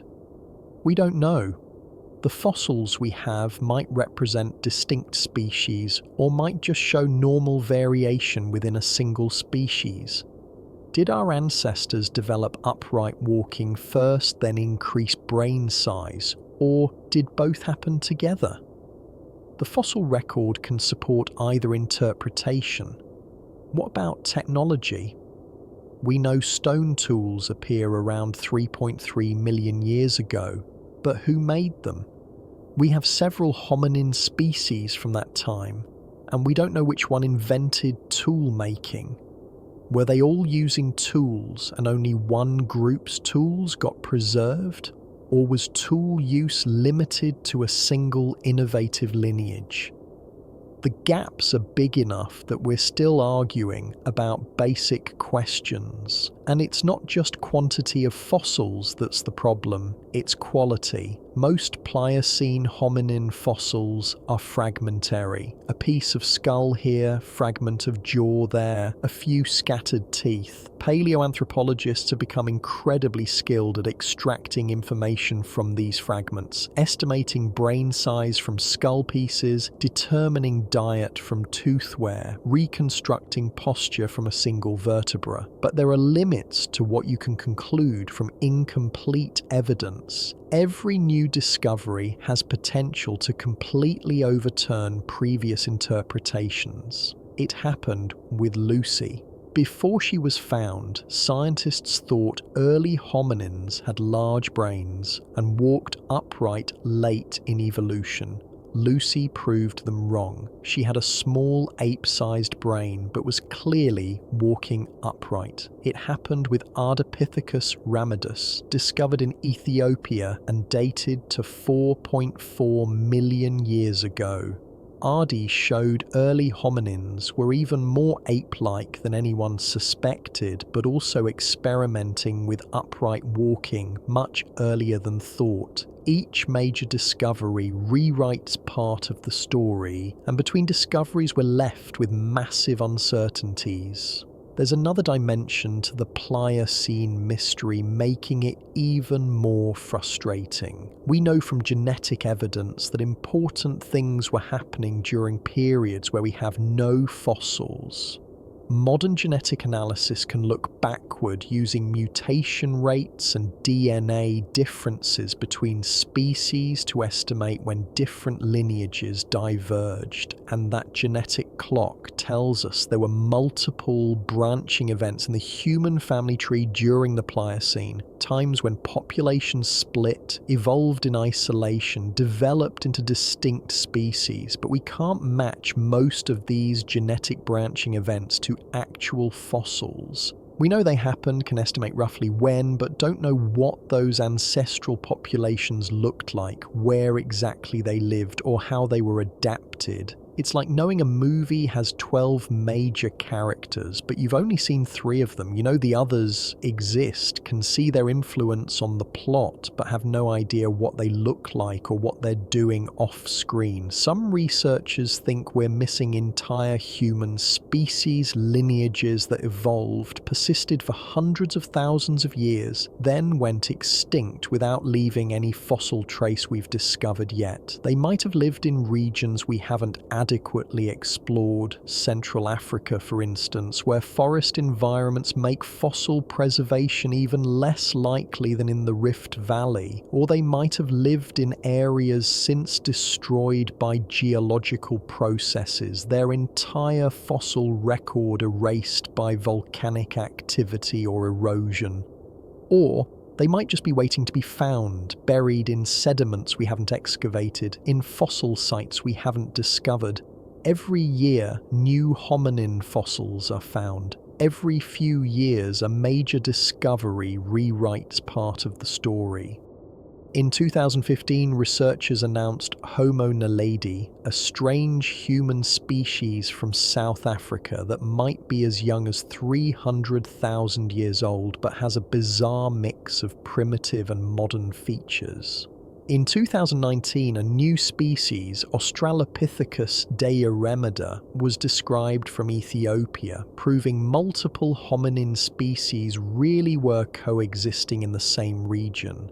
Each discovery fills in a tiny piece of the picture, but the picture is so enormous and we have so few pieces. The Pliocene remains mostly mysterious, a crucial chapter in human history written in a language we can barely read with most pages missing. And that gap, that massive hole, in our understanding of our own origins haunts paleoanthropology because unlike dinosaur extinction or early mammal evolution, this isn't ancient history. This is us, our direct ancestors. The individuals who gave us our bipedal posture, our capacity for tool use, the foundations of our enlarged brains. We should know their story. We desperately want to know their story. But Earth has kept most of it hidden, buried under millions of years of geological change, erased by the same dynamic processes that drove our evolution in the first place. We're left grasping at fragments, building theories on scattered bones, arguing over interpretations of incomplete evidence. The Pliocene mystery remains one of the most significant gaps in the entire history of life on Earth. And it's not getting easier to solve because the closer we get to the present, the more paradoxical the gaps become. Now here's where things get really strange, really uncomfortable for anyone who likes neat, tidy history. We've talked about gaps in the fossil record from millions of years ago, the Paleocene, the Eocene, entire geological epochs where we're missing massive chunks of information. That makes sense, right? Time destroys evidence. Rocks get subducted, eroded, buried under miles of sediment. The older something is, the less likely we are to find it. Except that logic completely breaks down when we get to recent history. The Pleistocene epoch, 2.6 million years ago to 11,700 years ago. The Ice Ages, the time when humans evolved from primitive hominins into behaviorally modern people. The period when we spread across the entire planet, developed language, created art, invented sophisticated tools for hunting woolly mammoths and saber-toothed cats.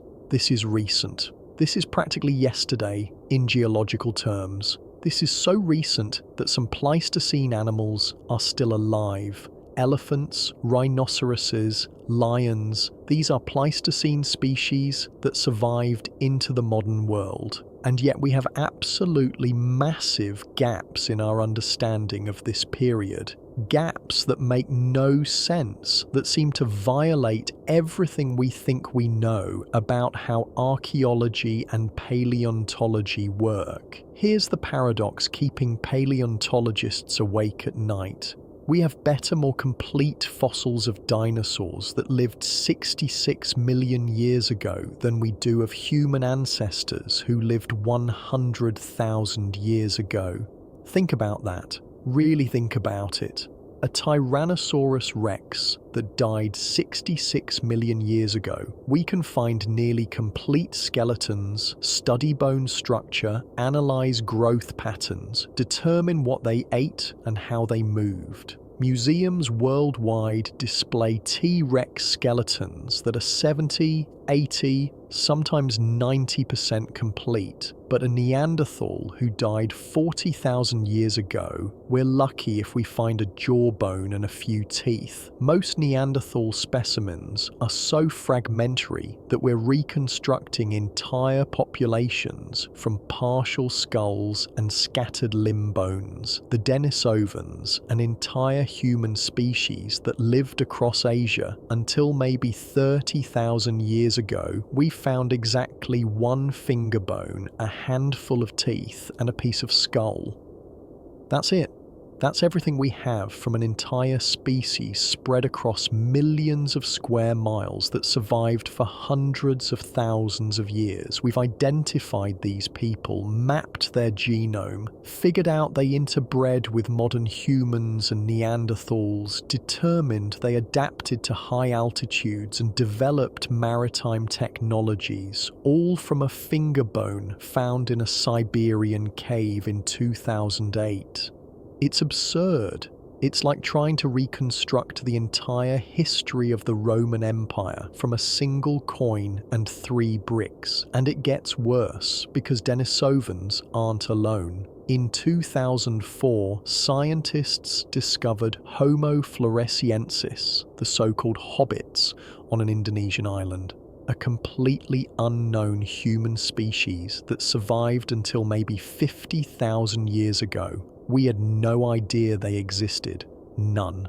Then, suddenly, we're digging up skeletons of 3-foot-tall humans with brains the size of chimpanzees who somehow figured out how to make sophisticated stone tools and hunt dwarf elephants. In 2015, we found Homo naledi in South Africa, another completely unknown human species. Thousands of bones in a single cave system, and we still can't figure out how old they are. Initial estimates put them at 2 million years based on anatomy, but dating of fossils suggested they might have survived until 230,000 years ago. That would mean they were alive at the same time as early modern humans.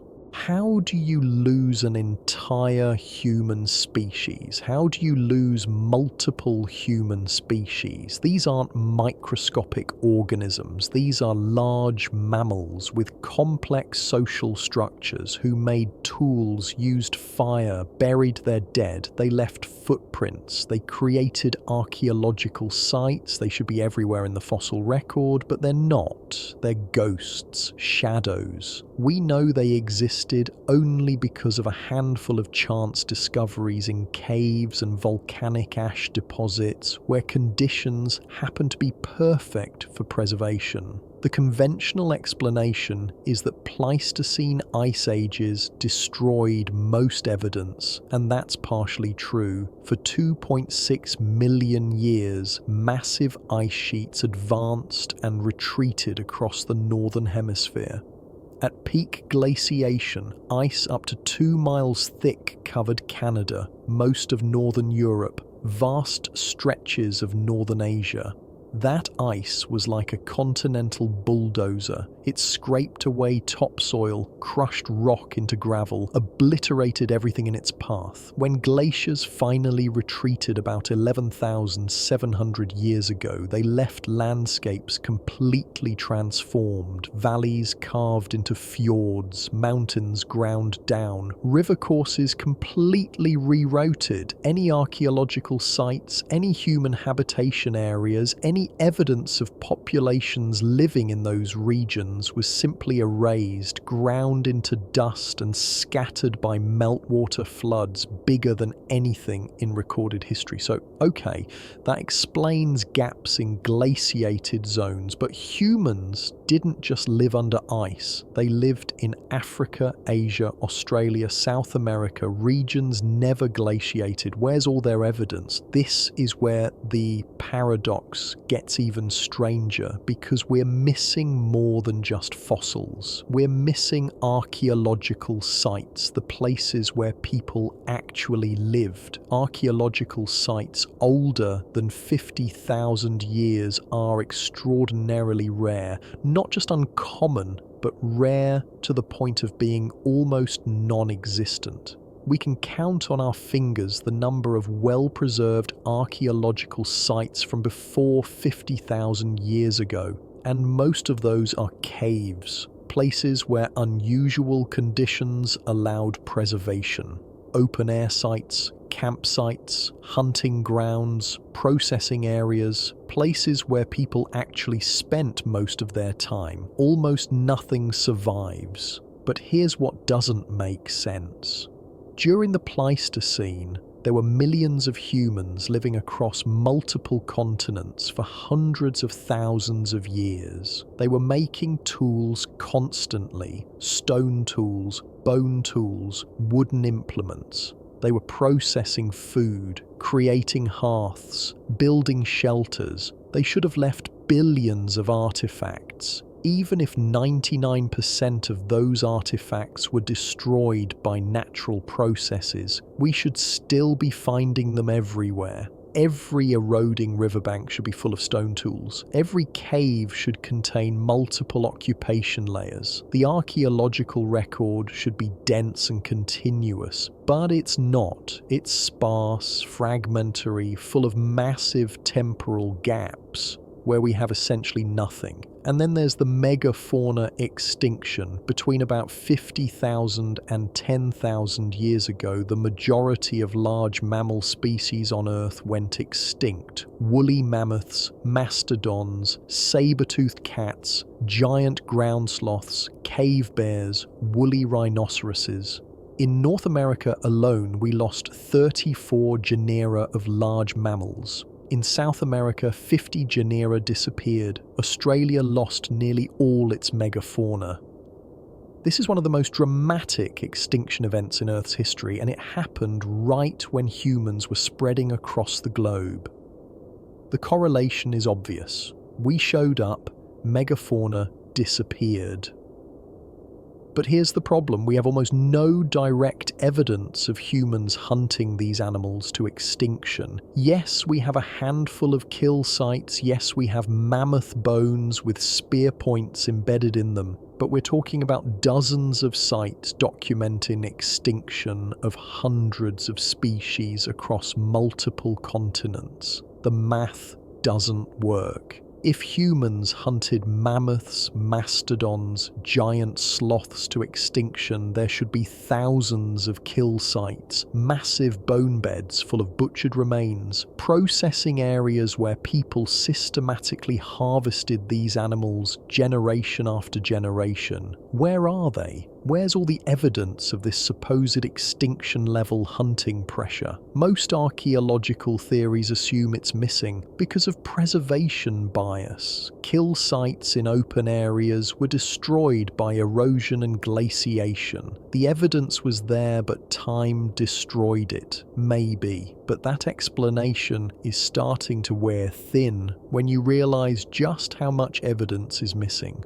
And then there's the sea level problem. During ice ages, when glaciers locked up enormous amounts of water, global sea levels were 300 to 400 feet lower than today. That exposed vast areas of continental shelf now underwater. The Bering Land Bridge between Asia and North America, that was thousands of miles of open grassland. The Indonesian archipelago, that was a single continuous landmass called Sunderland, bigger than India. The Persian Gulf, that was a river valley with lush vegetation and abundant resources. These weren't marginal environments. These were prime real estate, coastal areas with access to both marine and terrestrial resources, exactly the kind of places where human populations would thrive. And we've lost all of it. When glaciers melted and sea levels rose, hundreds of thousands of square miles of human habitation area went underwater. Not gradually, but catastrophically. There's evidence of rapid sea level rise events where ocean levels jumped 10, 15, even 20 feet in a matter of decades. Imagine living in a coastal settlement and watching the ocean advance inland by miles every generation. Everything your ancestors built, every sacred site, every settlement, every artifact, all gradually submerged under hundreds of feet of water. That's what happened to our Pleistocene ancestors, and it means the majority of human activity during ice ages is now sitting on ocean floor under sediments and marine growth, completely inaccessible to archaeologists. We've done some underwater archaeology in shallow areas, and every single time we find unexpected things. Submerged caves with Ice Age art, drowned river valleys with stone tools and animal bones, ancient shorelines with evidence of sophisticated maritime cultures we had no idea existed, but we've barely scratched the surface. The continental shelves represent millions of square miles of unexplored archaeological territory. We have better maps of Mars than we do of Ice Age landscapes sitting under a few hundred feet of seawater off our coasts. So here's the uncomfortable question starting to emerge in archaeological circles. What if we're missing more than just hunter-gatherer campsites? What if there were more complex societies during the Pleistocene than we've been assuming? This is controversial, really controversial, because it challenges fundamental assumptions about human cultural evolution. The standard narrative says complex societies emerged only after ice ages ended, only after agriculture was invented about 10,000 years ago. Before that, humans were simple hunter-gatherers living in small bands, no permanent settlements, no large-scale construction, no sophisticated social organization. But that narrative is based on the assumption that we have a reasonably complete archaeological record, and we're starting to realize we don't. We're missing enormous chunks of time and space. The gaps are so large that we literally cannot say with certainty what was or wasn't happening during the Pleistocene. Göbekli Tepe in Turkey has already forced us to revise assumptions, built 11,500 years ago by people who supposedly hadn't invented agriculture yet. It features massive stone pillars carved with sophisticated artwork, organized into complex circular structures that required coordinated labor by hundreds of people. This isn't supposed to exist. According to old models, people this early shouldn't have been capable of this kind of construction, but there it is, undeniably real, forcing us to acknowledge that maybe our ancestors were more capable than we've been assuming. And if Göbekli Tepe exists from right at the end of ice ages, what else might have existed during ice ages that we simply haven't found yet? What got submerged under rising seas or obliterated by advancing glaciers? We don't know. We can't know. The evidence is gone. What we do know is this.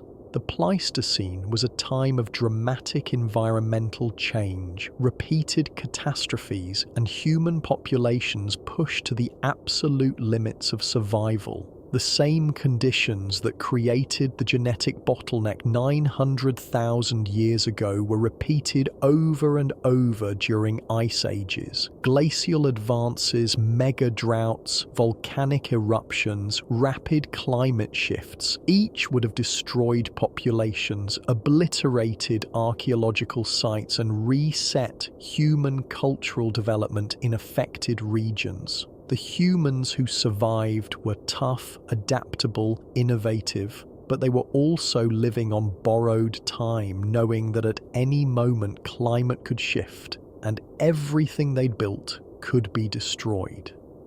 Maybe they created sophisticated cultures that left no trace. Maybe they developed technologies that seemed advanced for their time, but were built from materials that don't survive. Maybe they told stories and created art and organized themselves in complex ways we'll never discover because all evidence has been destroyed. Or maybe they really were simple hunter-gatherers and we're just dealing with normal preservation bias magnified by Ice Age catastrophes. The paradox is we're too close to this period to have the kind of geological preservation helping with older fossils, but too far away to have the detailed archaeological record we get from more recent periods. We're stuck in a gap, a massive, frustrating gap, in the most important period of human prehistory. And the more we learn, the more we realize just how much we don't know. So here we are at the end of this journey through prehistory's greatest mysteries. And if you're feeling overwhelmed by just how much is missing from Earth's story, how many crucial transitions remain hidden, how many questions we'll probably never answer, I understand completely. Because here's the truth. We've covered hundreds of millions of years of Earth history tonight.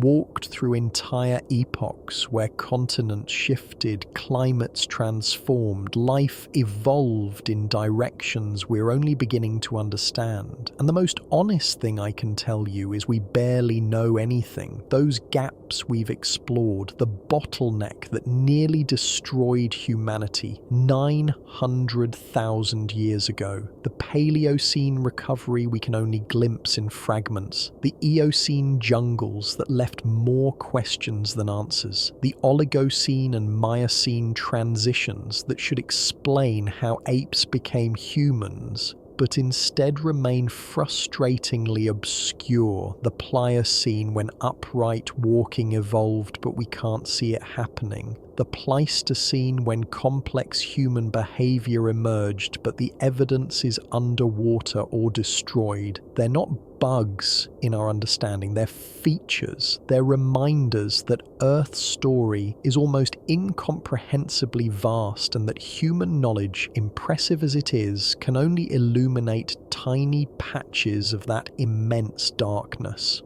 Think about this.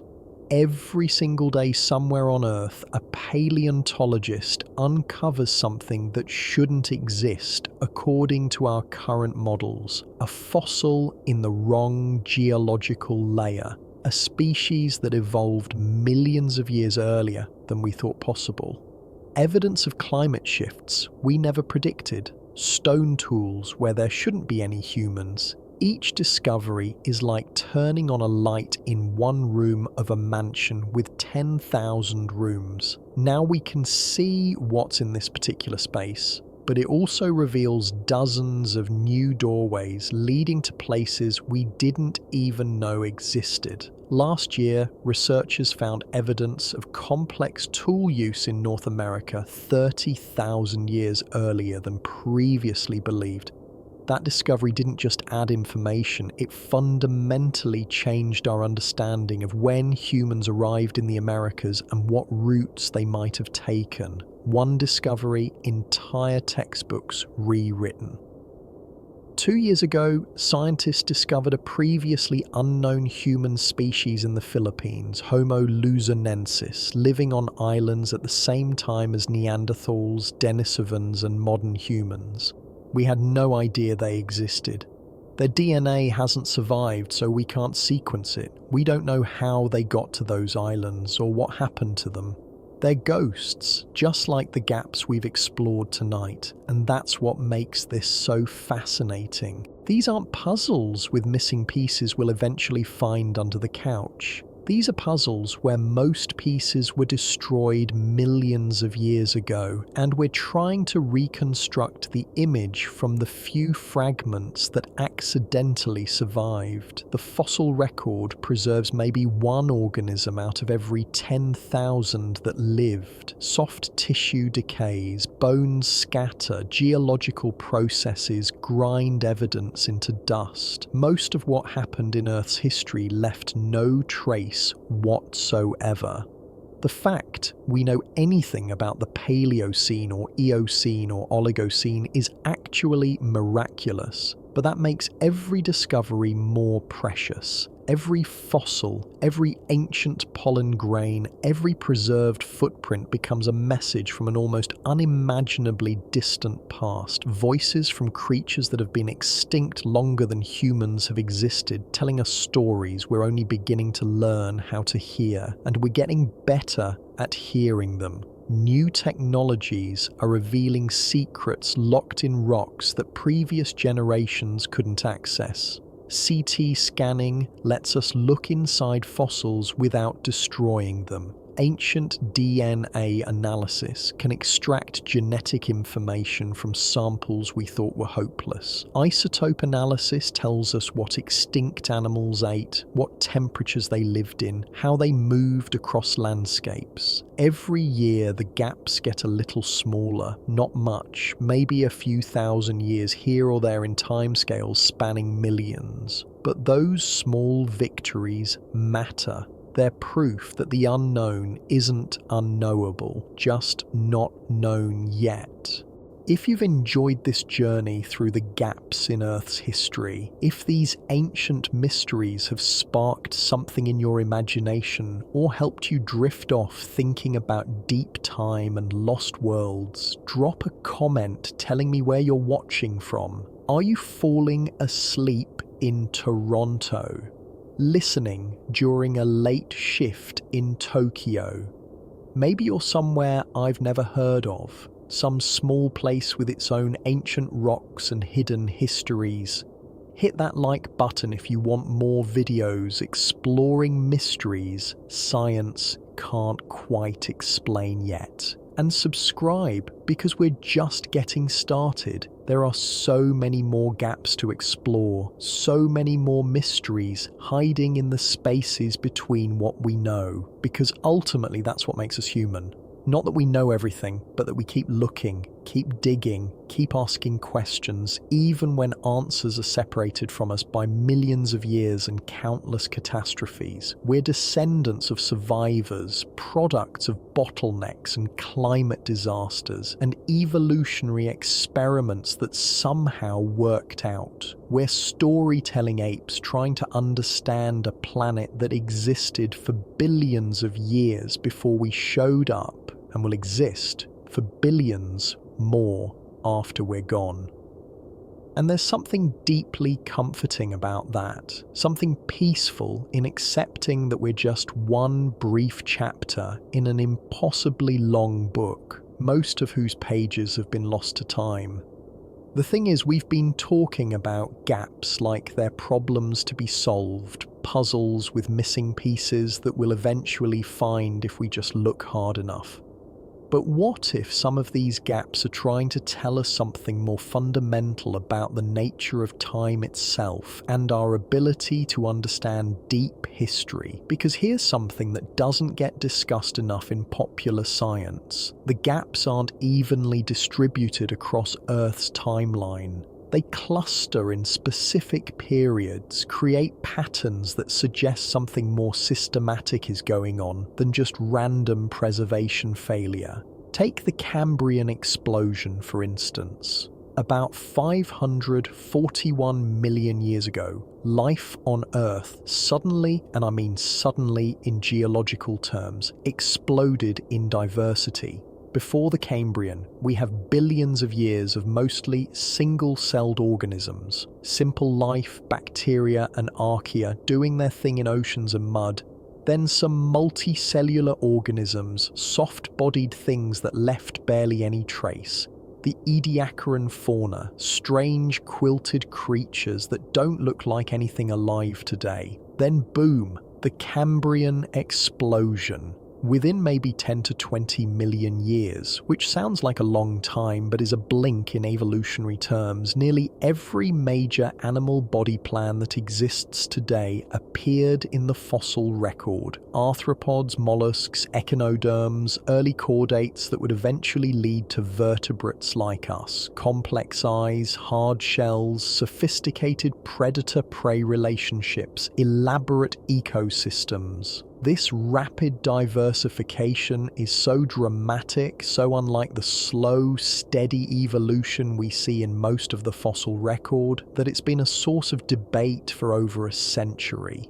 Darwin himself was troubled by it. He worried the Cambrian explosion contradicted his theory of gradual evolution through natural selection. If evolution was supposed to be slow and incremental, why did so many complex animals appear so suddenly? The standard explanation now is that the Cambrian explosion wasn't really as sudden as it appears.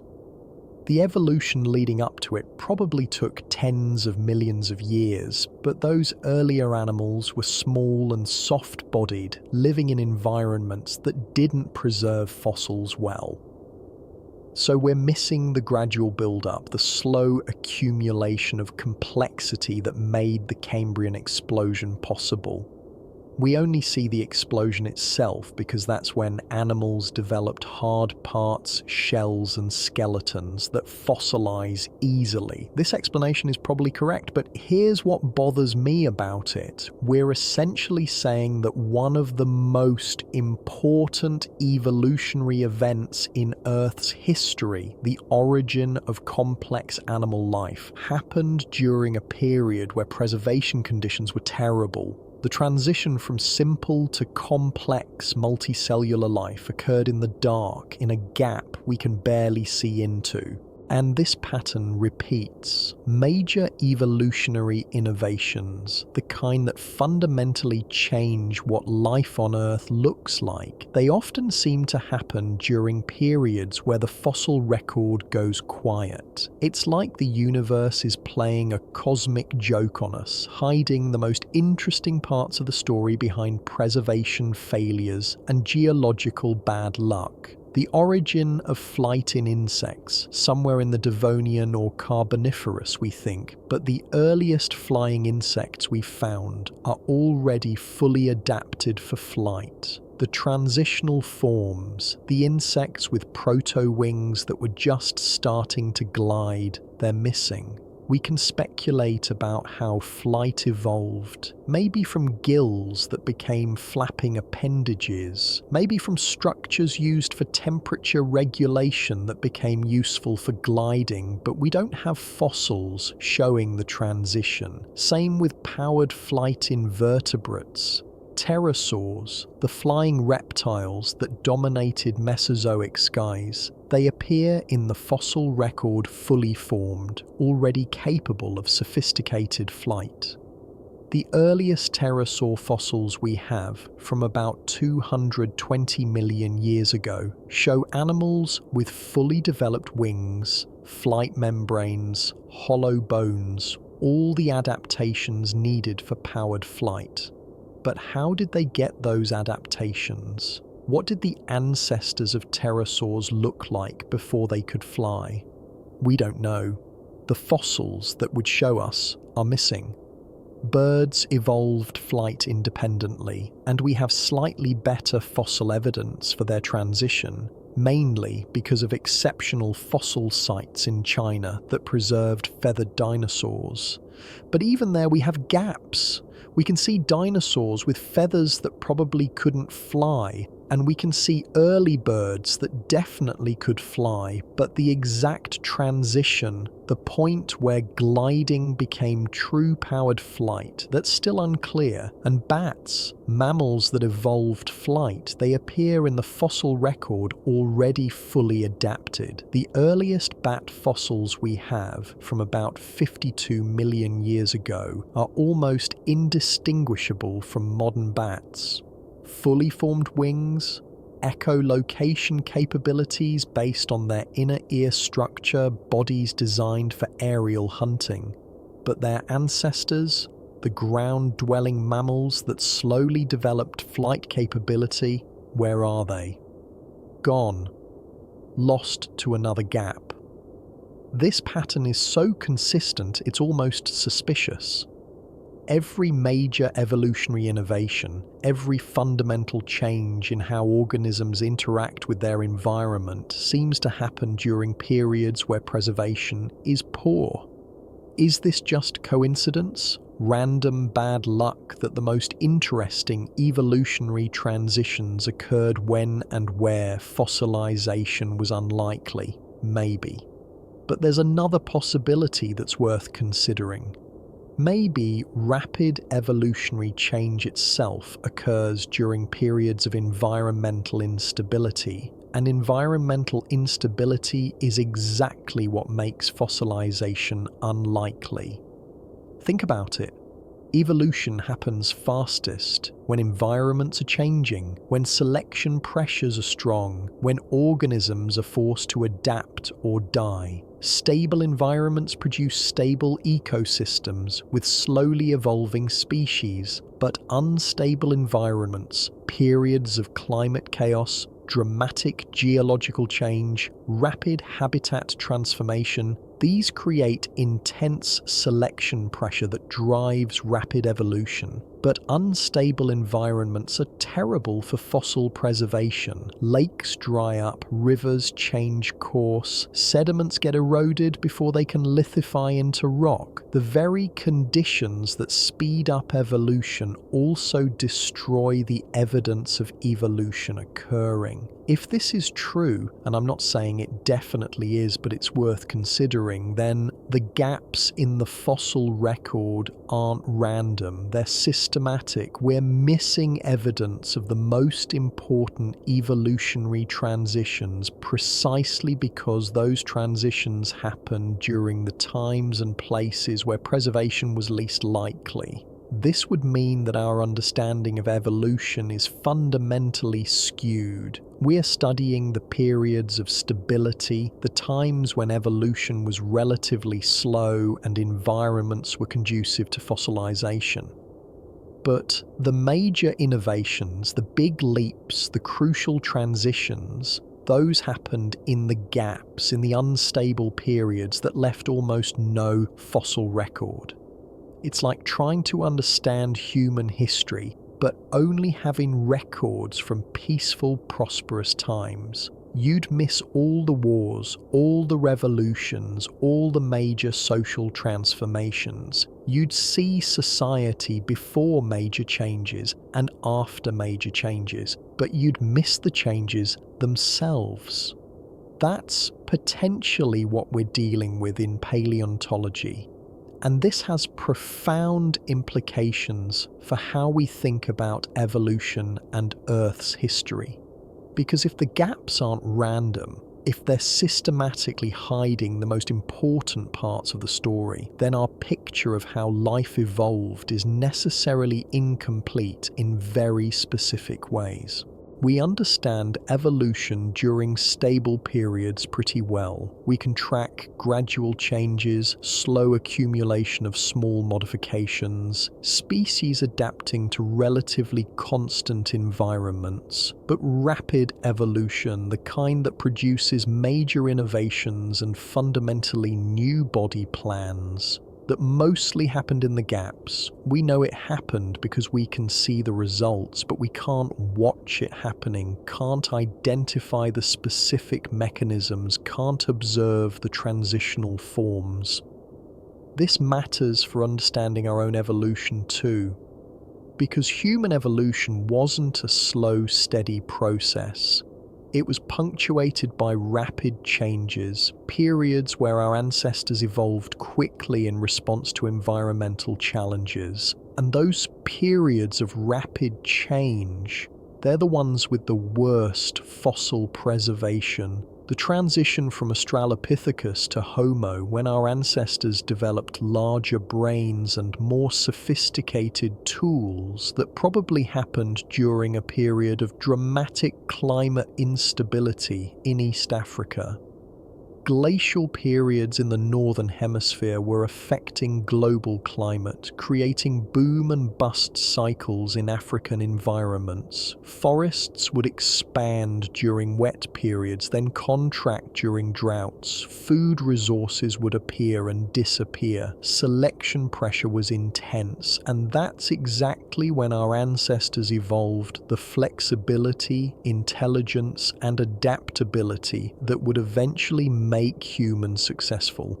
But it's also exactly when fossil preservation was poor, because unstable climates don't create the stable depositional environments needed for good fossilization. So we're left guessing at some of the most important moments in human evolution.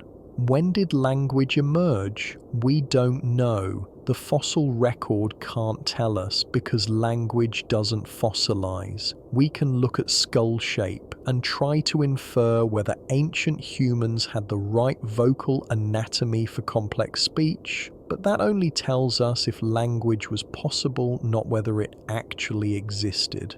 When did symbolic thought develop? The ability to create art and use symbols to represent abstract concepts. We find cave paintings from 40,000 years ago and say that's when symbolic thought emerged. But maybe humans were creating art for hundreds of thousands of years before that, using materials that don't preserve. Body paint, wooden carvings, sand paintings, elaborate textiles, none of that would survive 100,000 years.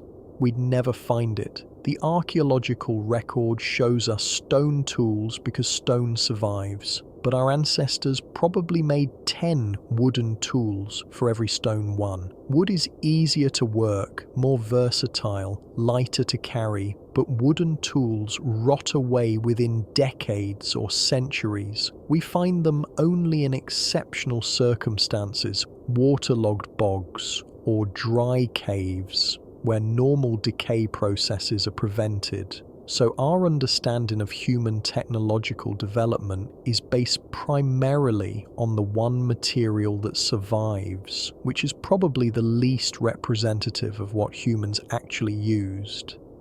It's like trying to understand modern human technology but only having access to stone or ceramic objects. You'd miss computers, phones, cars, most of modern civilization because you'd only see the durable remnants.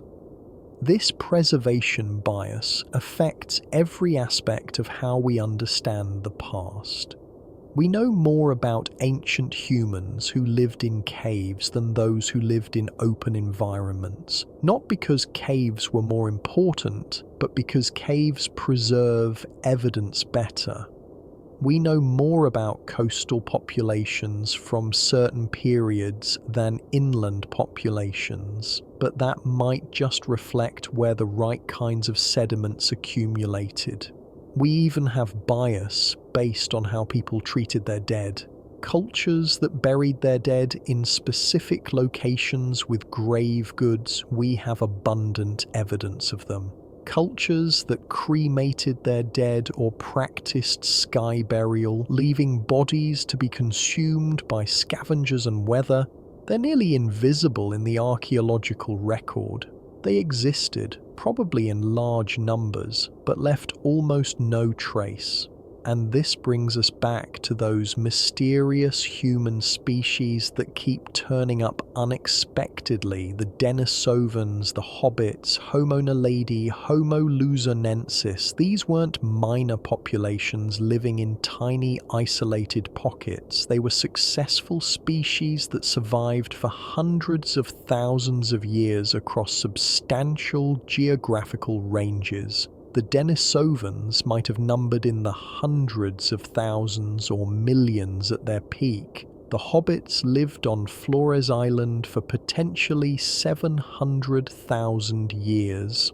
Yet we found them almost by accident, discovered them only because someone happened to excavate the right cave or dig in the right spot. How many other human species are we missing entirely? How many lineages evolved, thrived, and went extinct without leaving any fossils we've discovered? The mathematics of discovery are sobering. We've probably excavated less than 1/10,000th of 1% of the land area where ancient humans might have lived, and most of the places they definitely did live. The coastal zones during ice ages when sea levels were low, those are now underwater and effectively inaccessible. If we found 6 or 7 human species with that limited sampling, how many actually existed? 10, 20, 50? We can't know, the gaps are too large, but every new discovery suggests we're missing more than we've found. And it's not just human species, we're probably missing entire episodes of human migration, population movements that reshaped the genetic landscape but left no archaeological trace. Genetic evidence tells us there were multiple waves of migration out of Africa, population mixing events where different human lineages interbred, bottlenecks where populations crashed and then recovered. But we can't match most of these genetic events to specific archaeological cultures or fossil populations. The genetics tells us something happened, But the physical evidence of what happened is missing. Take the migration to the Americas, for instance. We know humans reached the Americas by at least 15,000 years ago, probably earlier. Genetic evidence suggests multiple migration waves, different populations arriving at different times with different genetic signatures. But the archaeological evidence is frustratingly sparse. There should be archaeological sites all along the migration routes, whether people came through the ice-free corridor between glaciers or along the Pacific coast. There should be campsites, tool manufacturing sites, kill sites where hunters brought down game. If thousands or tens of thousands of people migrated over thousands of years, they should have left abundant evidence. Instead, we have a handful of sites scattered across 2 continents, separated by thousands of years. The earliest solid evidence of humans in the Americas is controversial, with different researchers accepting different sites as legitimate. Some think humans arrived 15,000 years ago. Others argue for 20,000 or even 30,000 years ago, based on questionable evidence from sites that might or might not be genuinely ancient. The problem is preservation again. If people migrated along the coast, as many researchers now believe, their sites are underwater, submerged when sea levels rose. If they came through the ice corridor, glacial activity and subsequent erosion destroyed most evidence. We're trying to document one of the most important events in human history, the peopling of 2 continents, and we can barely see it happening. The same preservation problems affect our understanding of human adaptation to different environments. We know humans eventually adapted to almost every environment on Earth, from Arctic tundra to tropical rainforests to high-altitude plateaus to island ecosystems. But how these adaptations emerged, how quickly they occurred, which populations contributed, which genetic innovations, most of that is unclear. We have genetic evidence of adaptation. Tibetan populations have genetic variants allowing them to thrive at high altitudes. Arctic populations have adaptations for cold climates and diets high in fat. Some populations have genetic resistance to specific diseases. But when did these adaptations emerge? The fossil and archaeological records rarely preserve enough information to tell us. We're left with frustrating uncertainties about our own recent past. Humans who looked like us, behaved like us, had the same cognitive capabilities. They were living across the globe for tens of thousands of years.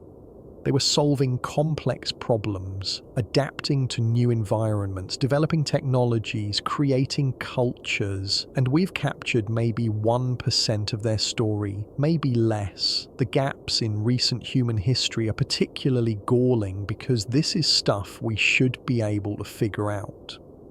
These are populations that lived recently enough that their sites should be well preserved, their artifacts abundant, their genetic legacy clear in modern populations. But environmental changes, rising sea levels, glacial activity, erosion, and simple bad luck in terms of where people lived versus where preservation was good, all of this conspires to hide history from us. And if we're missing this much from the last 100,000 years, from our own species during the time when we were most similar to modern humans, imagine how much we're missing from earlier periods. The gaps aren't getting smaller as we look further back, they're getting larger. Every period we've examined tonight, from the 900,000-year-old bottleneck to the Paleocene recovery to the Eocene hothouse to the Oligocene and Miocene transitions to the Pliocene origin of upright walking to the Pleistocene ice ages, every single one is characterized by massive gaps. crucial transitions we can barely see, important species we're probably missing entirely, ecosystems we can only partially reconstruct. This is just how deep time works. The further back you look, the more fragmented the evidence becomes. Not linearly, but exponentially. Preservation failures compound. Geological processes destroy. The record becomes more like Swiss cheese, more whole than cheese, until you reach a point where you're working with a few isolated fragments trying to represent millions of years of history. And yet somehow, from these fragments, scientists have reconstructed the broad outlines of life's history on Earth. They figured out when major groups evolved, how ecosystems changed over time, how climate and geology and biology interact. It's detective work with 99% of the evidence missing, and the fact that we know anything at all is remarkable. But we must remain humble about the limitations. We must acknowledge that the gaps exist, that they're real, that many of them will never be filled. Some questions about Earth's past simply cannot be answered with certainty because the evidence no longer exists. The species that evolved in tropical rainforests during the Eocene and left no fossils will never know what they looked like. The human populations that lived on coastal plains now submerged under hundreds of feet of water will probably never find their settlements. The evolutionary transitions that occurred during periods of environmental chaos when preservation was impossible, we'll never watch them happening. This doesn't mean we stop looking. Every new fossil discovered, every new technique developed, every new analysis performed, these add tiny pieces to the picture. The gaps get slightly smaller, our understanding gets slightly better, but the fundamental reality remains that most of Earth's history is lost, and we're reconstructing it from the fortunate accidents that somehow survived. And maybe that's okay. Maybe the mystery is part of what makes paleontology and archaeology compelling. If we had complete records, if every organism that ever lived had fossilized and been discovered, if every archaeological site had been preserved and excavated, there'd be no mysteries left, no debates about what happened, no excitement when new discoveries overturn old assumptions. The gaps keep things interesting. They remind us that for all our technology and knowledge, we're still groping in the dark when it comes to understanding deep time. They humble us, force us to acknowledge that human knowledge is partial and always will be. But they also inspire us, because every gap represents a mystery waiting to be solved, a question waiting to be answered, a discovery waiting to be made. Somewhere out there, buried in sediments, or locked in rocks, or lying on the ocean floor, there's evidence that could revolutionize our understanding of evolution, of human origins, of Earth's history. Maybe tomorrow someone will find the transitional fossils showing how pterosaurs evolved flight. Maybe next year someone will discover an underwater archaeological site from the Ice Ages that rewrites human prehistory. Maybe in a decade, new technology will let us extract information from rocks we thought were barren, revealing entire ecosystems we didn't know existed. The possibilities are endless precisely because the gaps are so large. We don't know what we don't know, and that makes every new discovery potentially paradigm shifting.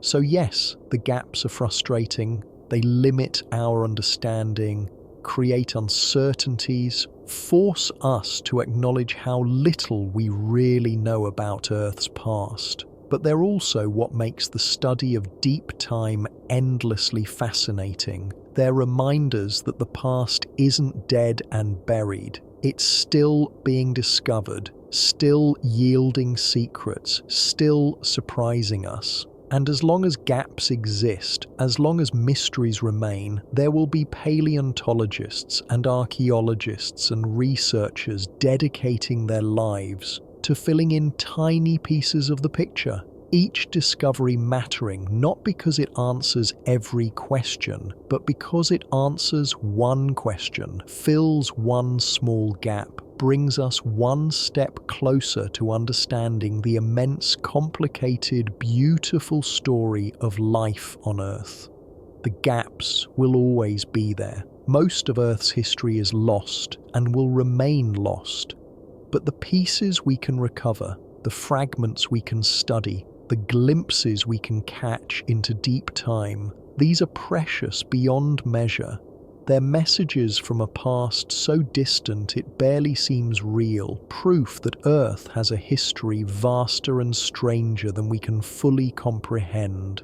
And that's worth celebrating, even as we acknowledge everything we're missing. Let's talk about something that doesn't get enough attention when we discuss these gaps. The psychological weight they carry for the scientists who dedicate their entire lives to studying them, because there's a particular kind of frustration that comes with knowing something incredibly important happened, being able to see evidence that it happened, but being unable to access the details because time and geology have erased them. I've read accounts from paleontologists who spent decades searching for specific transitional fossils, knowing they must exist somewhere, knowing that if they could just find them, it would answer fundamental questions about evolution, and some of them never find what they're looking for. They retire, pass away, and the gaps they dedicated their careers to filling remain unfilled. There's a famous story about Eugene Dubois, the Dutch paleontologist who discovered Homo erectus in Indonesia in the 1890s. He spent years searching for the missing link between apes and humans, convinced it existed, convinced he could find it. And he did find something remarkable, fossil remains that were clearly intermediate between apes and modern humans. But the specimens were fragmentary, incomplete, and the scientific community of his time was skeptical.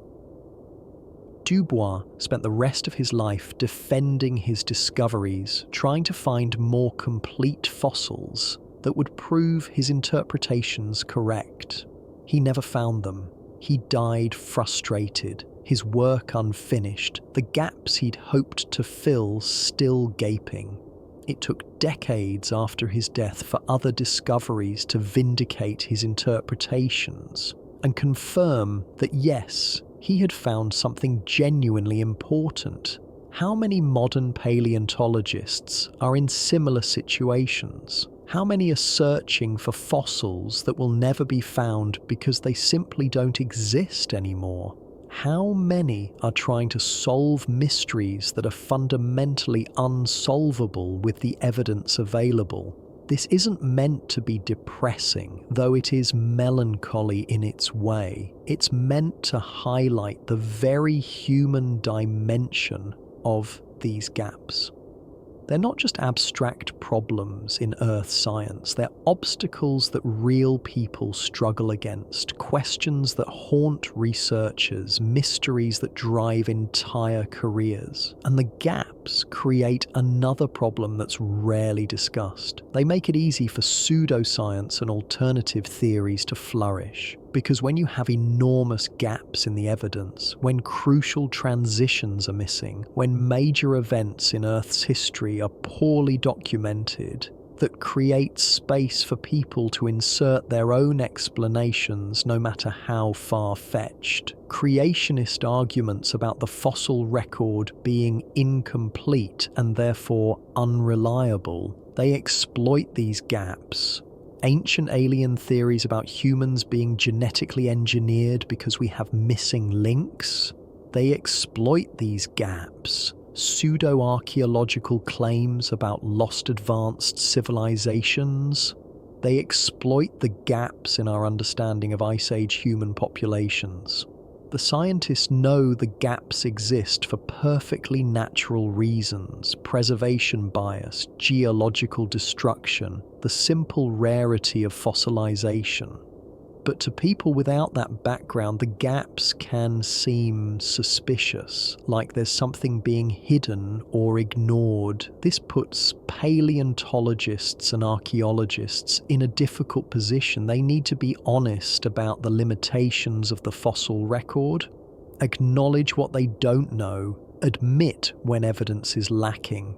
But that honesty gets weaponized by people pushing alternative theories. Every admission of uncertainty becomes ammunition for claims that mainstream science is wrong or hiding something. It's a no-win situation in many ways. Be honest about the gaps and get accused of not knowing what you're talking about. Downplay the gaps and get accused of being dogmatic and ignoring problems with the evidence. The gaps themselves become battlegrounds in larger cultural conflicts about science, religion, and how we understand the past. But here's what the legitimate scientists working on these problems understand that the alternative theorists don't. Gaps in the fossil record don't invalidate what we do know. They limit our understanding in specific ways, create uncertainties about specific questions, but they don't erase the evidence we do have. We might not fully understand how cetaceans, whales, and dolphins evolved from land-dwelling mammals.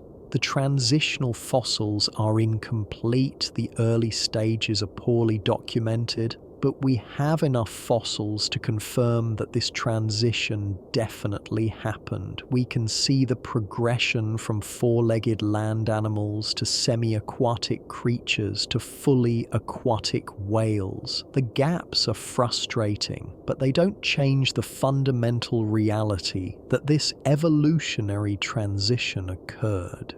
Same with human evolution. We have massive gaps in the hominin fossil record. Entire species are probably missing. Crucial transitions are poorly documented, but the overall picture is clear. Humans evolved from earlier primates. We share common ancestors with chimpanzees and other apes. The lineage leading to modern humans involved multiple species, some of which went extinct, some of which contributed to our ancestry through interbreeding. The gaps create uncertainty about specific details, about exact timing, about which species was ancestral to which, about how certain adaptations emerged, but they don't create uncertainty about the broad strokes. Evolution happened. Humans evolved. The evidence for this is overwhelming, even with all the gaps. This is important to understand because the gaps can be demoralizing if you focus on them too much. It's easy to think we don't know anything, that the fossil record is too incomplete to be useful. But that's not true.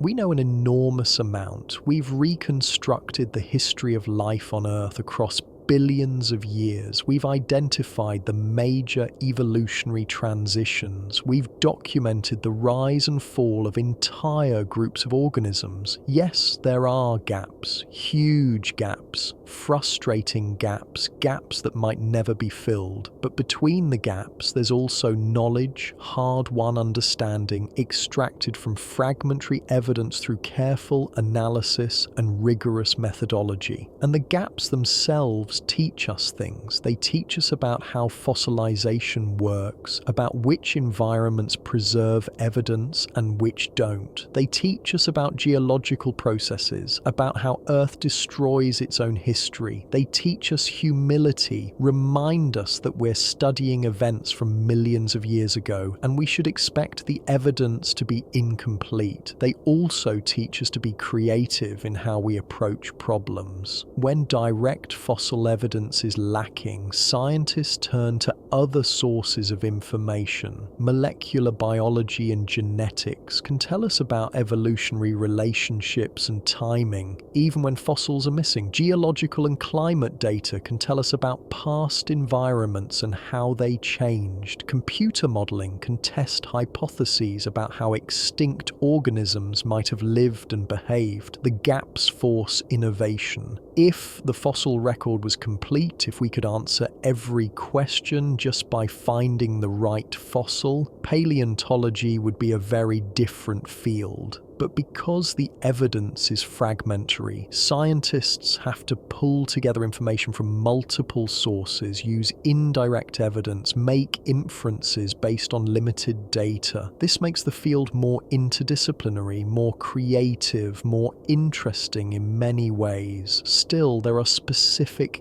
gaps that particularly haunt the scientific community because they hide answers to questions we desperately want to answer. The origin of consciousness, for instance. When did organisms first become aware? When did subjective experience emerge? We can make educated guesses based on nervous system complexity, but consciousness doesn't fossilize. We'll probably never know for certain when it first appeared. Or the origin of eusociality in insects, the complex social behavior seen in bees, ants, termites. This behavior evolved multiple times independently, which suggests it provides major evolutionary advantages. But the fossil record of social insects is poor. We find fossilized ants and termites that lived millions of years ago, but we can't tell from fossils whether they were eusocial or not. The behavioral transition is invisible to paleontology. Same with parental care, migration patterns, seasonal behaviors, all the complex behaviors that shape how organisms live and evolve. These rarely leave traces in the fossil record. Occasionally we find something remarkable, like fossilized trackways showing a herd moving together, or a parent dinosaur preserved with eggs, but these are exceptional. Most behavior is lost.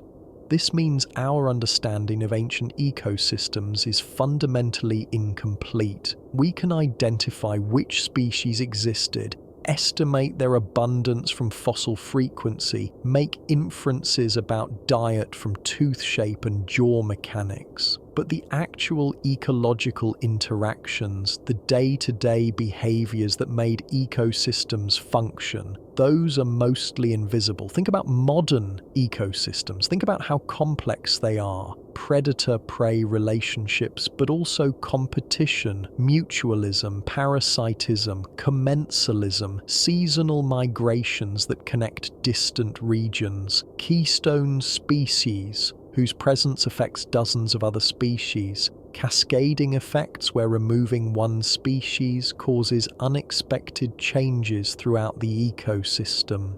Now try to reconstruct all of that from just fossils, from bones and shells and occasional trackways, from fragmentary remains that represent maybe 1 in 10,000 organisms that actually lived. It's impossible. You can get broad patterns, major relationships, general ecological roles, but the rich complexity, the intricate web of interactions that's lost. And this creates interesting philosophical questions about the nature of historical knowledge. How well can we truly understand the past when most evidence of the past no longer exists? Is partial knowledge sufficient, or are we fundamentally limited in ways that prevent real understanding? These aren't just academic questions. They affect how we interpret evidence, how confident we are in our conclusions, how we communicate uncertainty to the public. A paleontologist who spent 30 years studying Cretaceous dinosaurs knows vastly more about that period than a non-specialist, but they also know vastly more about what they don't know, about where the gaps are, about how uncertain many details remain. This creates a strange expertise paradox. The more you study something, the more you realize how little is actually known. Non-experts often have more confidence about the past than experts do because they're not aware of all the gaps in the evidence. They've seen museum reconstructions, read popular accounts, watched documentaries, and they think we know way more than we actually do. But talk to working paleontologists and they'll tell you how fragmentary the evidence really is, how much is speculation and inference, how many fundamental questions remain unanswered. The gaps are everywhere once you know to look for them, and some gaps are getting worse, not better. Climate change is causing glaciers to melt in high-altitude regions, and as they melt, they're exposing ancient ice that's been frozen for thousands or millions of years. This ice contains trapped air bubbles, ancient pollen, sometimes even frozen organisms. It's an incredible archive of past climates and ecosystems.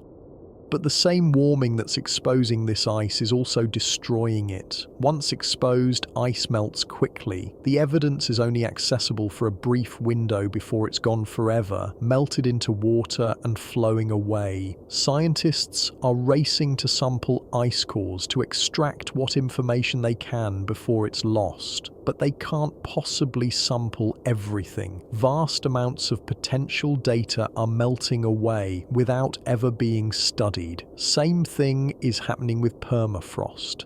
As Arctic regions warm, permanently frozen ground is thawing for the first time in thousands of years. This is exposing remarkably well-preserved remains of Ice Age animals, frozen mammoths with intact soft tissue, preserved vegetation, ancient DNA. But once thawed, these remains decay rapidly. What was preserved for millennia by freezing can be destroyed in months by bacterial decomposition. Coastal erosion is another example. Rising sea levels and more intense storms are eroding coastlines faster than ever. Archaeological sites that have been buried and protected for thousands of years are being exposed and washed away. Sites that might have provided crucial information about ancient human coastal populations are being destroyed before they can be properly studied. So some gaps that might have eventually been filled are instead getting wider. Evidence that survived for thousands or millions of years is being destroyed now, in our lifetimes, before we can study it. It's a race against time, and in many cases, time is winning. This adds urgency to paleontological and archaeological work. It's not just about satisfying scientific curiosity anymore. It's about preserving what knowledge we can before even more evidence is lost. Every fossil site that's developed for construction, every coastal settlement eroded by rising seas, every ice core that melts before it can be sampled, these represent permanent losses of information about Earth's past, and we have to make difficult choices about what to prioritize. There are more potential fossil sites than there are paleontologists to excavate them, more archaeological sites than archaeologists to study them, more ice cores to sample than scientists available to process them. Resources are limited, time is limited, choices have to be made about what to save and what to let go. How do you decide which gaps to try to fill when you can't possibly address them all? How do you prioritize when every question is important? When every site contains potentially revolutionary information? These are practical problems that working scientists deal with constantly, and there are no easy answers. Some researchers focus on specific time periods or geographical regions, becoming deep specialists in narrow fields. Others take broader approaches, looking at patterns across multiple periods or groups of organisms. Some prioritize sites that are most threatened by development or climate change.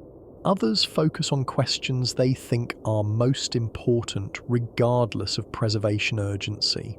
But no matter how they prioritize, the reality is that most gaps will remain unfilled. Most potential fossil sites will never be excavated. Most questions will never be answered. The evidence is disappearing faster than we can study it, and it was already overwhelmingly incomplete before modern environmental changes started accelerating its destruction. This is the reality of studying deep time. You're working with fragments of fragments, racing against geological and environmental processes that are constantly destroying evidence, knowing that for every question you answer, a dozen more emerge, knowing that most of what happened in Earth's past is lost forever and will remain mysterious no matter how hard you look. And yet, people keep doing this work. They keep searching for fossils in remote deserts and high mountains. They keep excavating archaeological sites. They keep developing new techniques for extracting information from fragmentary evidence. Because even though the gaps are vast and growing,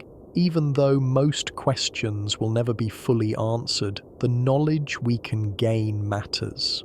Every fossil tells a story. Every archaeological site reveals something about how past humans lived. Every new discovery, no matter how small, adds to our understanding. The picture will never be complete, but it can get clearer, more detailed, more accurate. Progress is possible even when perfection isn't. And there's something profound about this work that goes beyond just accumulating facts about the past. It's about connecting with deep time, with the vast sweep of Earth's history, with the reality that life has been evolving for billions of years, and we're just the latest chapter in an incomprehensibly long story. The gaps remind us of our place in that story. We're temporary, fleeting, a brief moment in geological time. Millions of years from now, if there are future paleontologists studying Earth's history, they'll have gaps in their understanding of our time period too. Most evidence of human civilization will be gone, destroyed by time and geology. They'll reconstruct what they can from fragmentary remains, and they'll puzzle over questions they can't answer because the evidence no longer exists.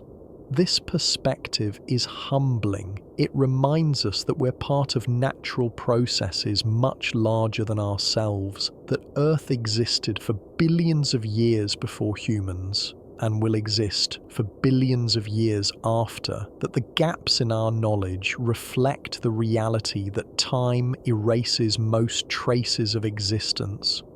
But it's also inspiring, because despite these limitations, despite knowing most evidence is lost, despite understanding that many questions are unanswerable, we keep trying to understand. We keep asking questions, keep searching for answers, keep pushing against the boundaries of what's knowable.